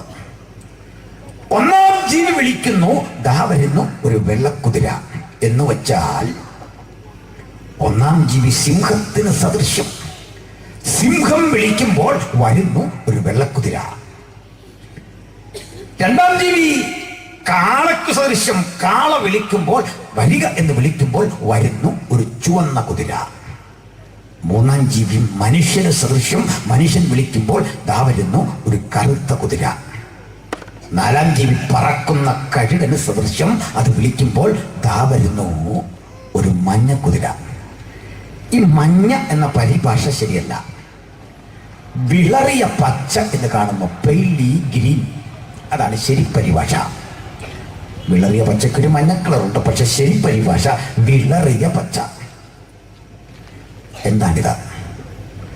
നമ്മുടെ കർത്താവായ യേശുക്രിസ്തുവിന്റെ ജനനത്തിന് മുമ്പ്, പിറവിക്ക് മുമ്പ് അറിഞ്ഞോ അറിയാതെയോ ഈ ലോകം ഒരുങ്ങിയതുപോലെ യേശുവിന്റെ പുനരാഗമനത്തിന് വേണ്ടി ഈ ലോകം ഒരുങ്ങുന്നു, അറിഞ്ഞോ അറിയാതെയോ. സിംഹം വിളിച്ചു വരിക, ഒരു വെള്ളക്കുതിര വന്നു. ഇത് 4 സാമ്രാജ്യങ്ങളാണ് ഈ കാലഘട്ടത്തിലെ.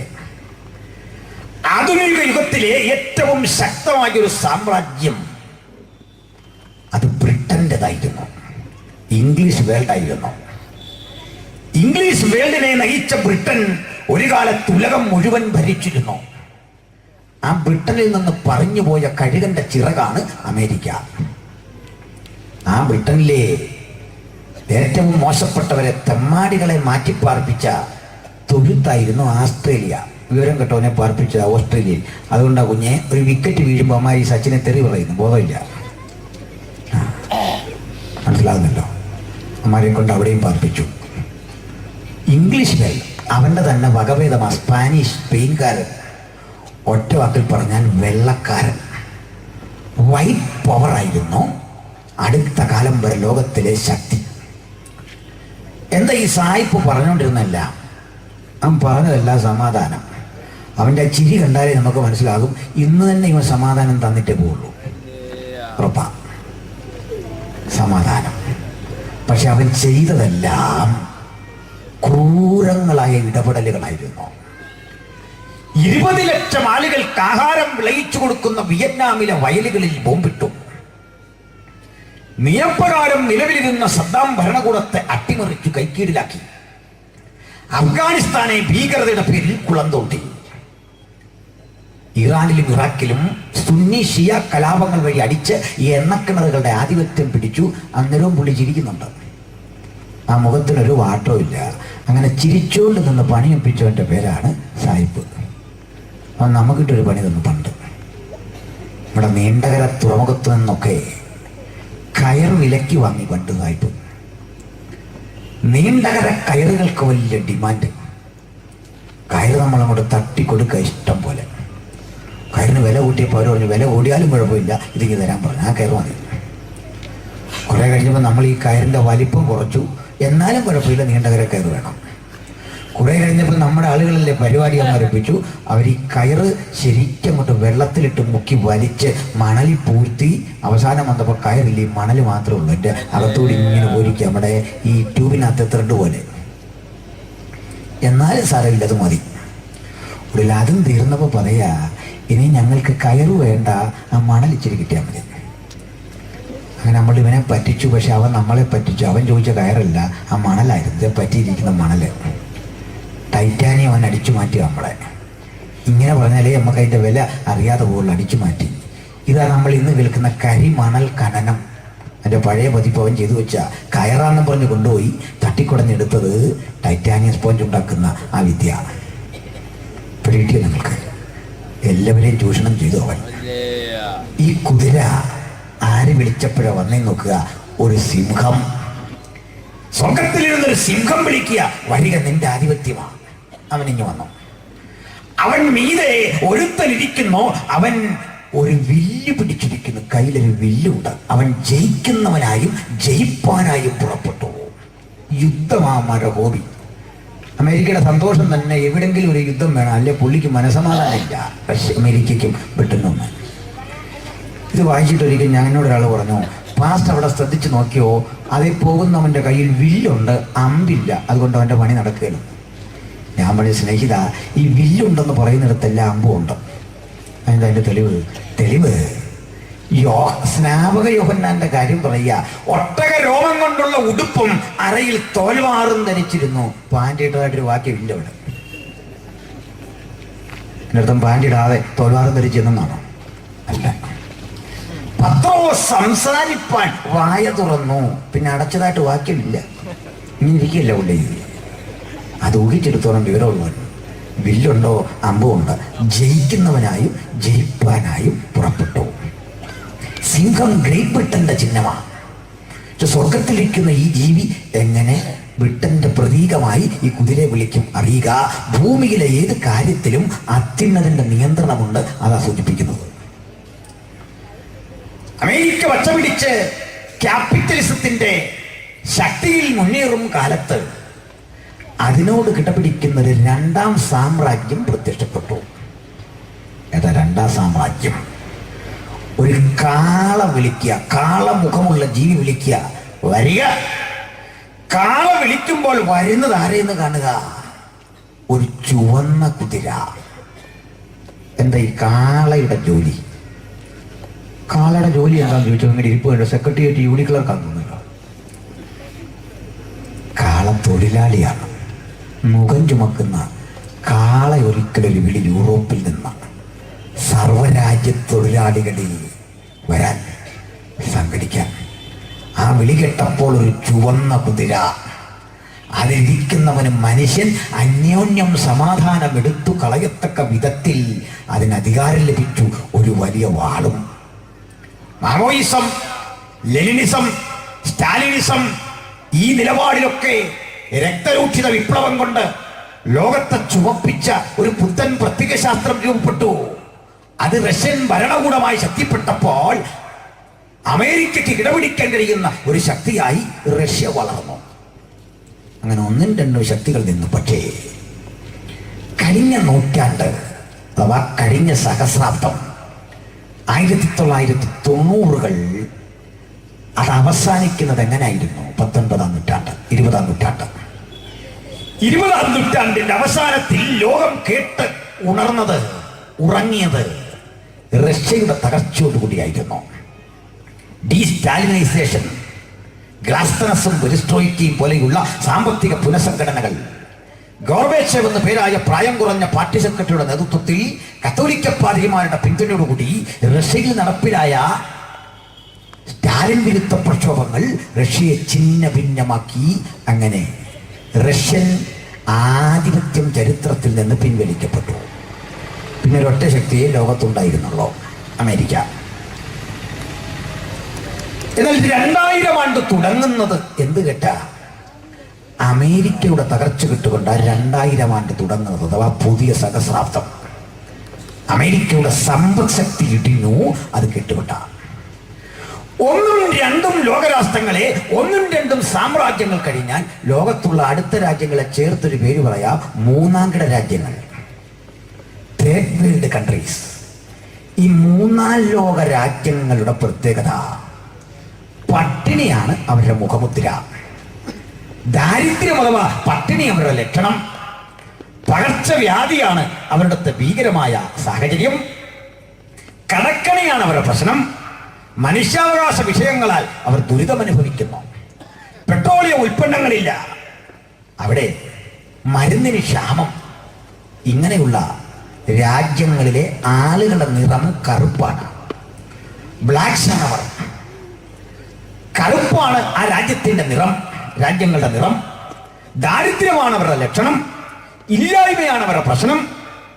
ഇങ്ങനെയുള്ള മൂന്നാം ലോക രാജ്യങ്ങളിലും ചില സമ്പന്ന രാജ്യങ്ങളുണ്ട്. ഇല്ലായ്മക്കാരുടെ ഇടയിലെ കാശുകാരൻ. അതാരാ? സംശയിക്കേണ്ട, നമ്മുടെ ഇന്ത്യ തന്നെയാ മൂന്നാം ലോക രാജ്യങ്ങളിലെ സമ്പന്ന ശക്തി. അപ്പോൾ ഒരു കറുത്ത കുതിരയാ കാണുന്നത്. ഒരു മനുഷ്യനാ വിളിക്കുന്ന വരാൻ, മനുഷ്യാവകാശങ്ങൾക്ക് വേണ്ടി ഒത്തുകൂടണമെന്ന്. മൂന്നാമത്തെ കുതിര വരുമ്പോൾ ആ കുതിരയുടെ പുറത്തൊരുത്തനിരിക്കുന്നു. അവൻ കയ്യിൽ ഒരു തുലാസ് പിടിച്ചിരിക്കുന്നു.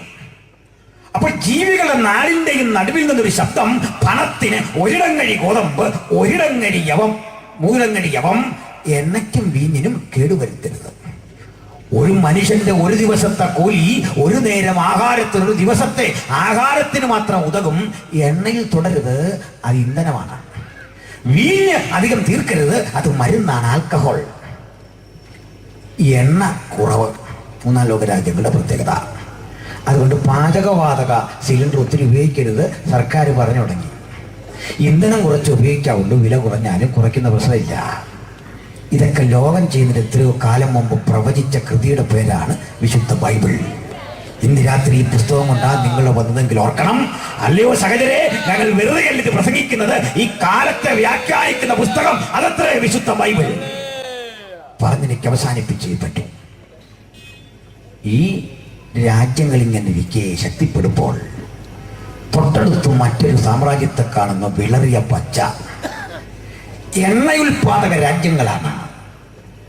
ഈ വിളറിയ പച്ച, വിളറിപ്പോകും അവര്. കഴുകനാണ് അവരെ നിയന്ത്രിക്കുന്നത്. കഴുകൻ അമേരിക്കയുടെ ചിഹ്നമാണ്. അതങ്ങനെ എണ്ണ ഉൽപ്പാദക രാജ്യങ്ങളെ അമേരിക്ക നിയന്ത്രിക്കുന്നത്. എൻ്റെ സുഹൃത്തുക്കളൊക്കെ സൗദി അറേബ്യയിൽ പോയ സഹോദരന്മാരൊക്കെ പോണ്ട് ഉണ്ടാകണം. സൗദി അറേബ്യയിൽ നമുക്ക് ആരാധനാ കേന്ദ്രങ്ങളില്ല, ബൈബിള് കാണാൻ പാടില്ല, അന്യമതസ്ഥർക്കൊന്നും അവിടെ സ്വാതന്ത്ര്യമില്ല. കുവൈറ്റിലും ഇറാഖിലും ഒക്കെ ഉണ്ട്, ഇറാനിലും ഒക്കെ ഉണ്ട്, മറ്റു സ്ഥലങ്ങളിൽ പലയിടത്തും ഉണ്ട്. സൗദി അറേബ്യയിൽ മാത്രമില്ല. ബൈബിളൊക്കെ കണ്ടാൽ പിടിച്ച് നമ്മൾ അകത്തിടും. പള്ളിയില്ല, ആരാധനയില്ല. ഇതാ നമ്മൾ ധരിച്ചിരിക്കുന്നത്. എന്നാൽ വസ്തുത അങ്ങനല്ല. സൗദി അറേബ്യയിലും പള്ളിയുണ്ട്. അതിലെ പരസ്യമായി ബൈബിളും കൊണ്ടുപോകുന്ന ആൾക്കാരുണ്ട്. അവിടെ ശരീരം മുഴുവൻ മൂടി എല്ലാവരും വസ്ത്രം ധരിക്കണമെന്നുണ്ട്. പക്ഷെ അതിലെ കൊച്ചുടുപ്പിട്ട് അർത്ഥനഗ്നയായി നടക്കുന്ന സ്ത്രീകൾ ഇപ്പോഴും ഉണ്ട്. അത് നമ്മളാരുമല്ല, സായിപ്പും മദാമയാണ്. ഒറ്റ ഒരുത്തം തൊടുന്നില്ല. മദാമ കുഞ്ഞുടുപ്പിട്ടായില്ലേ നടക്കുന്നത്. അവൻ്റെ ഈ ബൈബിളും ഉണ്ട്. അവർ പരസ്യമായി പോയി പ്രാർത്ഥിക്കുന്നുണ്ട്. എന്താ ചെയ്യാത്തൊന്നും. ഈ നയം എല്ലായിടത്തും വേണമെങ്കിൽ എല്ലാവരോടും വേണ്ടേ. ബാക്കി ആൾക്കാരുടെ കാര്യം കഷ്ടം, നമ്മുടെ കാര്യത്തിൽ ശരിയാ. കഴിവുള്ളവനെന്നും കാര്യക്കാരന് അവനെ തൊട്ടിട്ടില്ല. അമേരിക്ക അവരെ ചെലുത്തി വെച്ച സർവാധിപത്യം അറേബ്യൻ രാജ്യങ്ങളുടെ പച്ചയുടെ വീര്യം കെടുത്തിക്കളഞ്ഞു. അതിനെ മഞ്ഞ നിറത്തിലാക്കി. അമേരിക്കയെ കുറ്റം പറയുമ്പോഴും അറബി രാജ്യങ്ങളെ, എണ്ണ ഉൽപാദക രാജ്യങ്ങളെ പരോക്ഷമായി നിയന്ത്രിക്കുന്നത് അവരാ. എന്ന താമസം വിനാ ഈ ശക്തികൾ മുഴുവൻ ക്ഷയിക്കും. കാരണം ഒരു തമ്മിലടിയുടെ സാധ്യത വർദ്ധിക്കുന്നു. ഭീകരവാദത്തിന്റെ മറവിൽ അമേരിക്ക അടിക്കാൻ തയ്യാറായി വരുന്നത് എണ്ണക്കിണറുകളിൽ കണ്ണുനട്ടാണ്. തിരിച്ചടിക്കാൻ താണയില്ലാത്ത അറബി രാജ്യങ്ങൾ ഒരു പ്രത്യേക നിലവാരത്തിൽ റഷ്യയോട് കൂട്ടുകൂടും. ഈ കൂട്ടിൽ ഒരു പുതിയ ലോകമഹായുദ്ധത്തിന് കളമൊരുങ്ങും. അപ്പോൾ മരണം സംജാതമാകും. വചനം പറയുക, ഞാൻ പാതാളം അവരെ പിന്തുടരുന്ന കാഴ്ച കണ്ടു. അതിന്മേൽ ഇരിക്കുന്നവന് മരണം എന്ന് പേർ. അതികഠിനമായ ക്ഷാമത്തിന്റെയും ഭീകരതയുടെയും ഒരു പുതുലോക രാജ്യത്തിന്റെ ക്രമം ഉലകത്തിൽ സംജാതമായി കൊണ്ടിരിക്കെ ലോകമറിയാതൊരുങ്ങുന്നു യേശുവിന്റെ ദൈവരാജ്യത്വത്തിന്റെ വരവിന്. ഈറ്റിനോവിന്റെ ആരംഭം കുറിക്കുന്ന സംഭവഗതികൾ ലോകത്ത് സംജാതമാകുമ്പോൾ അതിനപ്പുറത്ത് മറ്റൊരൊരുക്കം കാണാം. തന്റെ കാന്തയും തന്നെത്താൻ ഒരുങ്ങിയിരിക്കുന്നു. ബ്ലസ് കണ്ടല എന്ന ഈ മനോഹര യോഗത്തിൽ ഇന്ന് രാത്രി സംബന്ധിക്കുന്നവരിൽ കാന്ത എന്ന പദവി കിട്ടാത്ത ഒരാളെങ്കിലും ഉണ്ടെങ്കിൽ അറിയുക, ലോകമൊരുങ്ങുന്നു. അറിയാതെ യേശുവിന്റെ വരവിന് നമുക്ക് അറിഞ്ഞുകൊണ്ടൊരുങ്ങ. എനിക്ക് എന്റെ യേശുവിന് വേണ്ടി ഒരുങ്ങണം. അവിടുത്തെ വരവിനായി കാത്തിരിക്കണം, അവനായി ജാഗരിക്കണം. അതിന് അവിടുന്ന് തന്നെ വിളിച്ചിരിക്കുന്നത്. ഒരുങ്ങുവാൻ കിട്ടിയ ഒടുവിലത്തെ നിമിഷം ഇന്നെങ്കിൽ ഇന്ന് രാത്രി ഒരുങ്ങണം. യേശുവിന്റെ രക്തത്താൽ വീണ്ടെടുക്കപ്പെട്ട ഓരോ ദൈവജനം തിരിച്ചറിയണം. ഇനി കാലമുണ്ടാകയില്ല. നിഴലുകൾ പൊരുളുകളായി അർത്ഥവത്തായ ഒരു ജീവിത സത്യത്തിലേക്ക് തന്റെ മക്കളെ നയിക്കാൻ ദൈവം കാത്തിരിക്കുന്നു. നമ്മുടെ വീണ്ടെടുപ്പിന്റെ പൂർണ്ണതയുടെ സമയമെടുത്തു. നമ്മെ അവന്റെ സന്നിധിയിലേക്ക് ചേർക്കുന്ന മനോഹര നിമിഷത്തിന് സാഹചര്യം സംജാതമായിരിക്കുന്നു. നമുക്കൊരുങ്ങി പറ്റൂ. അവൻ നമുക്ക് നൽകിയിരിക്കുന്ന രക്ഷയുടെയും വിടുതലിന്റെയും സന്തോഷം ഉലകത്തോട് പ്രഖ്യാപിക്കുവാൻ ഇനിയും നമ്മൾ അമാന്തിച്ചുകൂടാ. സമയം അടുത്തിരിക്കുന്നു. ഒന്ന് പറഞ്ഞ് ഞാനിങ്ങനെ നിർത്താം. സഹചരി, ഇന്ന് ഭൂമിയിലായിരിക്കുന്ന ദൈവസഭയ്ക്കൊരു ഒരുക്കമുണ്ട്. ദൈവസഭയുടെ ഇന്നത്തെ ഭൂമിയിലെ സ്ഥിതി വിവാഹ നിശ്ചയം കഴിഞ്ഞ ഒരു സ്ത്രീയുടെ അവസ്ഥയാണ്, ഒരു പെൺകുട്ടിയുടെ അവസ്ഥയാണ്. നോക്കണം, പലസ്തീനിയായിൽ വിവാഹ നിശ്ചയം നടക്കുന്നത് ചെറിയ പ്രായത്തിലാണ്. കൊച്ചുകുട്ടിയായിരിക്കും. എൻ്റെ മുമ്പിൽ ഒത്തിരി കൊച്ചു കുഞ്ഞുങ്ങളിരിക്കുന്നു. കുഞ്ഞെ, നിങ്ങളൊക്കെ പലസ്തീനിലായിരുന്നെങ്കിൽ ഇപ്പൊ കല്യാണ നിശ്ചയം കഴിഞ്ഞാൽ മനസ്സിലായോ? അവളുമാരുടെ മുഖം ഒന്ന് പ്രകാശിച്ചു. കല്യാണ നിശ്ചയം ഈ പ്രായത്തിൽ കഴിയും. പെണ്ണിൻ്റെ ഒരു 9 വയസ്സ് പ്രായം, 8 വയസ്സ് പ്രായം, 10 വയസ്സ് പ്രായം, അല്ലെ 11 വയസ്സ്, 12 ആകുമ്പോഴേ വീട്ടുകാർ എങ്ങനെങ്കിലും കല്യാണം നിശ്ചയിക്കണം. പയ്യൻ 1 വയസ്സ്, 1/2 വയസ്സ്, 2 വയസ്സൊക്കെ കൂടുതൽ. നിശ്ചയം കഴിഞ്ഞ ഈ ആൺകുട്ടി ഇവളെ ഒരു മോതിരമണിയിക്കും. വിലപിടിപ്പുള്ള ഒരു ചതുർദ്രഹ്മ പണം, കഴിവത് സ്വർണം തന്നെ കൊടുത്തിട്ട് പോകും. വീണ്ടും അവൾക്കൊരു ശിരോവസ്ത്രം അണിയിക്കും. ഇവനങ്ങ് പോകും. നിശ്ചയം കഴിഞ്ഞു. എന്ന് നിശ്ചയം കഴിഞ്ഞുവോ അന്ന് മുതൽ എപ്പോൾ വേണമെങ്കിലും ഈ വിവാഹം നടക്കാം. നാളെ നടക്കാം, അടുത്ത ആഴ്ച നടക്കാം, അടുത്ത മാസം നടക്കാം, അടുത്ത വർഷം നടക്കാം, ചിലപ്പോൾ വർഷങ്ങളെടുക്കും. അത് തീരുമാനിക്കാനുള്ള അവകാശം വരന്റെ പിതാവിനാണ്. എന്താ പിന്നെ തടസ്സം? ആ തടസ്സം ഇത്രേ ഉള്ളൂ. വരൻ എന്ന് വധുവിനെ വിട്ടുപോന്നോ? അവര് നിർദ്ദിഷ്ട വധുവെന്നോ ഒന്നുമല്ല പറയുന്നത്. ഭാര്യയും തന്നെ പിന്നെ ഈ കുട്ടിയെ കാണണം, ഭർത്താവെന്ന് തന്നെ അവനെ കാണണം. നിശ്ചയം കഴിഞ്ഞാൽ മതി. അതിനാ വചനം പറയുന്നത്, നിന്റെ ഭാര്യയായ മറിയെ ചേർത്ത് കൊള്ളാൻ ശങ്കിക്കേണ്ട. അന്ന് കല്യാണമൊന്നും കഴിഞ്ഞില്ല, നിശ്ചയം കഴിഞ്ഞ ഭാര്യ അവരുടെ നാട്ടിൽ. എത്ര തവണ തന്റെ കാന്തന്റെ നാമം പൊതുസ്ഥലങ്ങളിൽ ഈ പെൺകുട്ടി ഉരുവിടുന്നുവോ അത് അവളുടെ മാന്യത വർദ്ധിപ്പിക്കുമെന്നാണ്. ഒരു കാന്തൻ ഉള്ളതുപോലെ അവൾ ജീവിക്കണോ? പിടിയോ? ഈ കാന്തൻ ഇട്ടുകൊടുത്ത ശിരോവസ്ത്രം അണിഞ്ഞ് അവൾ പുറത്തിറങ്ങാവൂ. എന്താ കാര്യം? ശിരോവസ്ത്രം അണിയാതെ പുറത്തിറങ്ങുന്ന ഇവളെ കണ്ടാൽ നാട്ടുകാർ ഓർക്കും ഈ പെണ്ണിന്റെ കല്യാണ നിശ്ചയമൊന്നും കഴിഞ്ഞില്ല. ഇവിടെ വല്ല കല്യാണത്തിനൊക്കെ ചെന്ന് മറ്റ് കല്യാണത്തിനൊക്കെ ചെന്ന് ഇങ്ങനെ നിൽക്കുകയാണ്. അവളെ കാണുമ്പോൾ ചില അമ്മച്ചിമാർ പറയും, നമ്മുടെ ഫെർണാണ്ടസിനൊന്ന് ആലോചിച്ചാലോ അവളെ. ഇത് വരാതിരിക്കാൻ അവൾ ശിരോവസ്ത്രം അണിഞ്ഞേ പുറത്തേക്ക് പോകാവൂ. ഞാൻ എൻ്റെ കാന്തനുള്ളവൾ എന്നതിൻ്റെ തെളിവാണ് ഈ ശിരോവസ്ത്രം. മനസ്സിലാകുന്നുണ്ടോ? ഇതിലെ പെണ്ണുങ്ങൾ ഇതൊന്നും ഇല്ലാതെ ടി വിക്കകത്ത് കയറി ഇന്ന് പ്രസംഗിച്ചങ്ങാടുക. കണ്ടുണ്ടോ പരിപാടി? ഇത് കാണുമ്പോഴേ യേശുവിൻ്റെ രക്തം ചിരകളിൽ ഓടുന്ന ദൈവമക്കൾ ആ ഭൂതത്തെ ശാസിച്ചേക്കടം മഗതിയാം ബാബിലോൺ വീണുപോട്ടെ. മനസ്സിലാകുന്നോ നിങ്ങൾക്ക്?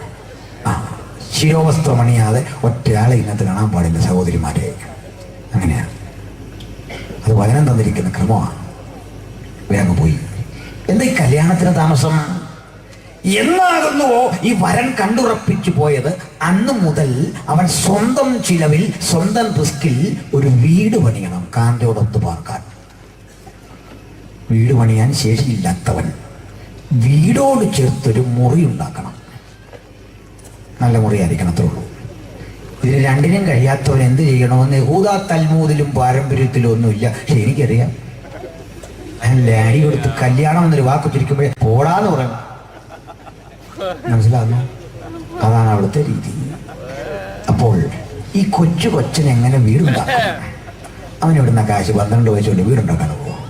വീടുണ്ടാക്കാൻ പോകുന്നു, അവൻ റീചാർജ് ചെയ്യാൻ പോകുന്നു, അവനാകെ വിഷമിക്കുക. നമ്മുടെ പിള്ളേരാണെങ്കിൽ അവനെങ്ങനെ പണം? നിശ്ചയമുറപ്പിച്ച ഒരു വീട്ടിൽ ഒരു അതിഥി എത്തിയാൽ ഇറങ്ങും മുമ്പ് ചോദിക്കും, നിശ്ചയം കഴിഞ്ഞ ഒരാളുണ്ടോ, ഒരു വരനുണ്ടോ? ഉണ്ട്. ആ കുഞ്ഞെ, എൻ്റെ ഇത് നിനക്കിരിക്കട്ടെ. അവരൊരു പാരിതോഷികം കൊടുക്കും. ഇവൻ നന്ദി പറഞ്ഞത് വാങ്ങണം. വാങ്ങിയ ശേഷം എന്ത് ചെയ്യണമെന്നറിയാതെ വിഷമിക്കുമ്പോൾ അമ്മ പറയും, നിന്നെ കാത്ത് ഒരു പെൺകുട്ടി ഇരിക്കുന്നു, അവൾക്ക് വേണ്ടി മാറ്റി വെക്കണം. ഈ കുട്ടി ഓടിക്കൊണ്ട് അപ്പൻ്റെ പക്കൽ കൊടുക്കും, ഇതാ എനിക്ക് കിട്ടിയതാ.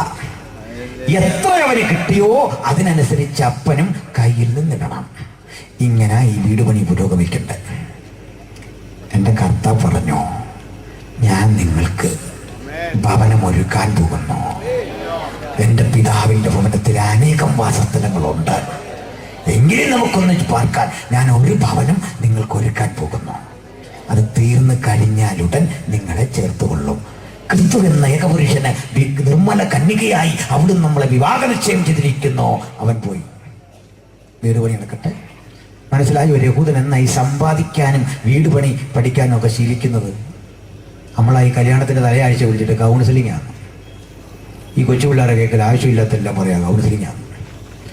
എന്നാൽ പെൺകുട്ടികളുടെ കാര്യം ഞാൻ പറഞ്ഞില്ല. ഈ പെണ്ണെന്ത് ചെയ്യണം?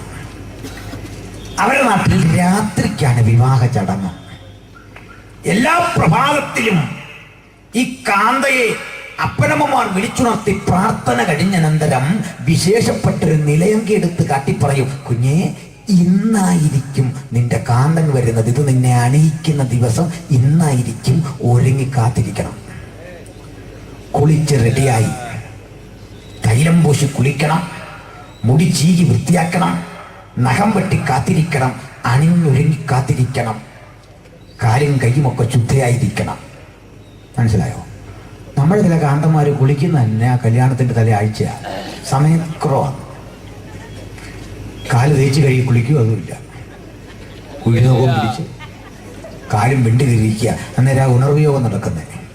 ഉണർവിയോഗത്തിൽ ചിലർ വന്നിട്ട് പറയും, കാലയിൽ ആന്ത്രാക്സ് ബാധിച്ച ഒരാൾ ഇവിടെ ഇരിപ്പുണ്ട്. അന്നേരം കയറി വരിക പ്രാർത്ഥിക്കാൻ. ഇങ്ങനെ മുഖമൊക്കെ പെയിന്റ് അടിച്ച് വൃത്തിയാക്കും, കാലൊരു പോലെ കയറി വരികയാണ്. കാലയെ ബാധിക്കുന്നതാണോ ആന്ത്രാക്സ് ഒന്നും ചോദിക്കരുത്, ഇപ്പൊ വിടുതലാണ്. പക്ഷെ അവരങ്ങനല്ല. ശരീരശുദ്ധി, മനഃശുദ്ധി, കാന്തനോടുള്ള ഏകാഗ്രത, അങ്ങനെ കാത്തിരിക്കണം. അവളോട് പറയും, കുഞ്ഞേ, കാന്തൻ തനിച്ചല്ല വരുന്നത്, പിതാവും കൂട്ടരും ഒക്കെ കാണും, അതുകൊണ്ട് പരിസരവും ശുദ്ധിയായിരിക്കണം. രാത്രിയിൽ കാന്തൻ നിന്നെ കാണാൻ അരികിൽ വരുമ്പോൾ നിന്റെ കൂട്ടുകാരെ കൂടി വിളിച്ച് കാന്തനെ സ്വീകരിക്കാൻ വിളക്കിൽ എണ്ണ കരുതിയിരിക്കണം. അതാ മത്തായി 25 കാണുന്ന 10 കന്യകമാരുടെ ഉപമ. അത് സഭയല്ല, കന്യകയാണ് സഭ, കന്യകമാരല്ല സഭ. അവർക്ക് മണവാട്ടിലെ കൂടുള്ള അവിടെ ഒപ്പന പോലൊരു പരിപാടി ഇങ്ങനെ കാത്തിരിക്കുകയാണ്. അപ്പോഴാ അർദ്ധരാത്രിക്ക് കാന്തൻ വരും. നിനയാത്ത നിമിഷത്തിൽ മനുഷ്യപുത്രന് വരും. അതുകൊണ്ട് ഒരുങ്ങിയിരിക്കണം എന്ന് വചനം പറയുന്നതിന്റെ പൊരുൾ ഇത് തന്നെ. അപ്രതീക്ഷിതമാണ് കാന്തൻ വരുന്നത്. അതുകൊണ്ട് വർഷങ്ങളെടുക്കാം ഇത്രയും സംഭവിക്കാൻ. പക്ഷെ ഒരു കാര്യം, ഏതെങ്കിലും കാരണവശാൽ ഈ പെൺകുട്ടി മനസ്സുമാറി മറ്റൊരു വിധത്തിൽ പോകുകയോ ഒക്കെ ചെയ്താൽ ഈ വിവാഹം പാളിപ്പോകും. അത് കാന്തൻ അവമാനമാണ്. അത് വരാതിരിക്കാൻ കാന്തൻ ഒരു പരിപാടി ചെയ്തു വെച്ചിട്ടുണ്ട്. അപ്പനുമായി ആലോചിച്ച് തൻ്റെ ചാർച്ചയിൽപ്പെട്ട ഒരു കാര്യസ്ഥനെ ഈ പെൺകുട്ടിയെ വാച്ച് ചെയ്യാൻ, നിരീക്ഷിക്കാൻ ഇവിടെ ആക്കിയിട്ടാ പോയിരിക്കുന്നത്. ഈ പെണ്ണ് ഇതുവരെ കണ്ടിട്ടില്ല ഈ കാര്യസ്ഥനെ. പക്ഷെ അവക്കറിയാം ഇതുവരെ ഇറങ്ങുന്നുണ്ട് ആള്. ഇപ്പൊ വന്നിട്ട് അങ്ങോട്ട് പോയതേ ഉള്ളൂ. ലക്ഷണമൊക്കെ അവൻ കാണിച്ചു തരും. ഇത് അങ്ങോട്ട് പോയി. അവൻ ഇതുവരെ വെളിപ്പെടത്തില്ല. കർത്താവ് പറഞ്ഞു, ഞാൻ പോകാഞ്ഞാൽ നിങ്ങൾക്ക് പ്രയോജനം ഇല്ല. ഞാൻ പോയി കഴിഞ്ഞാൽ പിതാവിൻ്റെ അരികിൽ നിന്ന് പരിശുദ്ധാത്മാവ് എന്ന കാര്യസ്ഥനെ നിങ്ങൾക്ക് അയച്ചു തരും.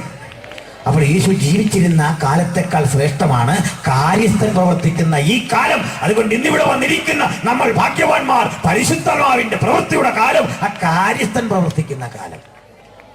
പക്ഷെ ഒന്ന്, ഈ കാര്യസ്ഥൻ ഇങ്ങനെ വാച്ച് ചെയ്തുകൊണ്ടിരിക്കുമ്പോൾ ഈ പെൺകുട്ടി മാനം മര്യാദയ്ക്ക് പോക്കോണം. കാര്യസ്ഥൻ നോക്കുക. കാര്യസ്ഥൻ നോക്കുമ്പോൾ കുളിയില്ല, നനയില്ല, പാട്ടുമില്ല, പ്രാർത്ഥനയില്ല, ഇങ്ങനെ പോവുക. കാന്തയാണ്. കാര്യസ്ഥൻ നോക്കുമ്പോൾ ഞായറാഴ്ച രാവിലെ തലമുടിയെല്ലാം ഇങ്ങനെ കോതി യോഗത്തിന് പോവാ. മലമ്പുഴ യക്ഷി വരുന്നോല്ലേ ഇങ്ങനെ വന്നാൽ കാര്യസ്ഥൻ നാണക്കേടാകും. അത് വരാതിരിക്കാൻ ഒരുവിധപ്പെട്ട ചെറിയ കുറ്റമൊക്കെ കാര്യസ്ഥൻ പറയും, പോട്ടെ. പുള്ളിയുടെ ലക്ഷണം ഈ കല്യാണം എങ്ങനെങ്കിലും നടത്തണം, അതിന് ഒരുങ്ങുന്നവനാ കാര്യസ്ഥൻ. ഇത് തട്ടിമാറ്റുകയല്ല പുള്ളിയുടെ ലക്ഷ്യം. എങ്ങനെയും ഈ വിവാഹം നടത്തണം. ചെറിയ കുറ്റമൊക്കെ കണ്ടാൽ പറയും, പോട്ടെ, ഞാൻ ഏറ്റു, കാര്യമൊക്കെ ഏറ്റു. എന്നാൽ ഈ കുട്ടിയുടെ കുറ്റം അധികമാകുന്നു. കാര്യസ്ഥനും ക്ഷമിക്കാൻ പറ്റുന്നില്ലെങ്കിൽ നിന്റെ കാര്യം പോകാം. പിതാവിന് നേരെയുള്ള ദൂഷണം ക്ഷമിക്കും, പുത്രനെ പറഞ്ഞത് ക്ഷമിക്കും, പരിശുദ്ധാത്മാവിന് നേരെയുള്ള ദൂഷണം ക്ഷമിക്കപ്പെടുകയില്ല. ഇന്ന് രാത്രി വചനത്തിന്റെ അത്തരം ഒരു പൊരുൾ കൊണ്ടിട്ട് പറയാ, അങ്ങടെ ആത്മാവിനാൽ അടിയറയും നിയന്ത്രിക്കണമേ, അടിയറേയും അങ്ങടെ ആത്മാവിൽ നിമഗ്നം ചെയ്യുവാൻ ഒരിക്കൽ കൂടി കൃപ ചെയ്യണമേ. ആ ഒരുക്കമാണ് സഭയുടെ ഒരുക്കം. അതിനുവേണ്ടിയാണ് ദൈവത്തിന്റെ തിരുസഭ കാത്തിരിക്കുന്നത്. അതുകൊണ്ട് കാന്തനിങ് വരും, മണവാളൻ മണവറയും മണവാട്ടി ഉള്ളറയും തൊട്ട് പുറത്തു വരുന്ന ഒരു ശുഭനിമിഷം കാത്ത് ഇന്നിവിടെ ഇരിക്കുന്ന ദൈവത്തിന്റെ മക്കൾക്കൊരുങ്ങ, ജാഗരിക്ക, ഉണരാ, പ്രാർത്ഥിക്ക. ഒരാളെങ്കിലും ഈ വചനം കേട്ടിട്ട് കാന്ത എന്ന സൗഭാഗ്യ പദവി കരഗതമാക്കാതെ ഉണ്ടെങ്കിൽ ഇപ്പോഴാകുന്നു രക്ഷാദിവസം, ഇപ്പോഴാകുന്നു സുപ്രസാദകാലം. ഇത്ര വലിയ രക്ഷയെ ഗണ്യമാക്കാതെ പോയാൽ വരാനിരിക്കുന്ന ശിക്ഷാവിധിയിൽ നിന്ന് തെറ്റി ഒഴിയാവതല്ല. ആർക്കും പ്രവർത്തിച്ചുകൂടാത്ത രാത്രി വരുന്നു. അതിന് മുമ്പ് ഉണർന്നേ പറ്റൂ. നമുക്ക് അവനായി ജാഗരിക്കുക. കാലം ഇനി ഉണ്ടാകയില്ല. അവനെ കൈക്കൊണ്ടവർ, അവനെ സ്വീകരിച്ചവർ നിമജ്ജന സ്നാനമേറ്റ് യേശുവോട് അടുത്തു വരുവാൻ ഈ വചനം കർമ്മ നൈരന്തത്തിന്റെ ഇടപെടലാകട്ടെ, പുത്തൻ ഉണർവാകട്ടെ. ഒരു വേള കണ്ണുതുടയ്ക്കാം, എല്ലാ ഹൃദയവും ഏകാഗ്രമാക്കാം, ഒരുമിച്ച് പ്രാർത്ഥിക്കാം. ഞാൻ ഒരു വേള പ്രാർത്ഥിച്ച് പ്രിയപ്പെട്ടവർക്ക് വേണ്ടി വേദി കൈമാറുന്നു. പ്രാർത്ഥിക്കാം.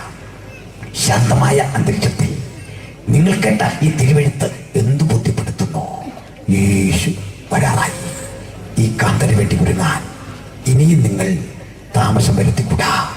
ഇതുവരെയും രക്ഷാനുഭവം പ്രാപിക്കാത്ത ഒരാളെങ്കിലും ദൂരത്ത് വരികിലും ഇരുന്ന് കേൾക്കുന്നെങ്കിൽ, സ്നാനമേൽക്കാതെ ഒരാളെങ്കിലും മാറി നിൽക്കുന്നെങ്കിൽ, സ്നാനമേറ്റിട്ടും പിന്മാറ്റത്തിന്റെ അവസ്ഥയിൽ പോയി തിരിച്ചു വരാൻ കഴിയാതെ വിഷണ്ണനായി കഴിയുന്നെങ്കിൽ, ഇതൊക്കെ സത്യമാണെന്നറിഞ്ഞിട്ടും അകന്നു നടക്കുന്നെങ്കിൽ, ഇതൊക്കെ അനുസരിച്ചിട്ടും എനിക്ക് വേണ്ടും വണ്ണം മുന്നേറാൻ കഴിയുന്നില്ല. യേശുവെ പ്രസാദിപ്പിക്കാൻ കഴിയുന്ന പുതുവഴികളിലൂടെ സഞ്ചരിപ്പാൻ അങ്ങയുടെ ആത്മാവിന്റെ ശക്തി എനിക്ക് ആവശ്യമുണ്ട്. ഏതെങ്കിലും ഒരു അളവിൽ വചനമുള്ളത്തിൽ തൊട്ടവർ മാത്രം കരമുയർത്തിയട്ടെ, അവർ മാത്രം പ്രതികരിച്ചട്ടെ. വചനം ഹൃദയത്തിൽ സ്പർശിച്ച ദൈവമക്കൾ കരമുയർത്തുന്നു. ദൈവം നിങ്ങളെ ഉത്തേജിപ്പിക്കട്ടെ, ദൈവം നിങ്ങളെ സഹായിക്കട്ടെ. വചനം സ്പർശിച്ചവർ മാത്രം ഞാൻ അവർക്ക് വേണ്ടി ഒരു വേള പ്രാർത്ഥിക്കുന്നു, ഒരു വേള മാത്രം. എന്റെ രാജാവെഴുന്നള്ളുമ്പോൾ തന്റെ മുമ്പാകെ ശോഭയേറും രാജ്ഞിയായി ഞാൻ.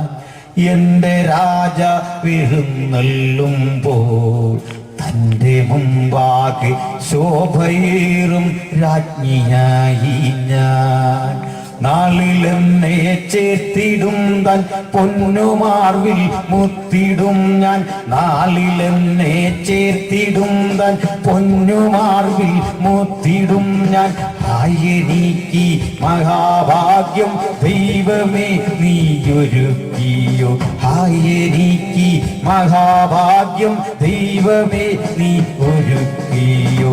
എന്റെ സമ്പത്ത് ചൊല്ലുവാൻ വേറെയില്ലൊന്നും യേശു മാത്രം സമ്പത്താകുന്നു.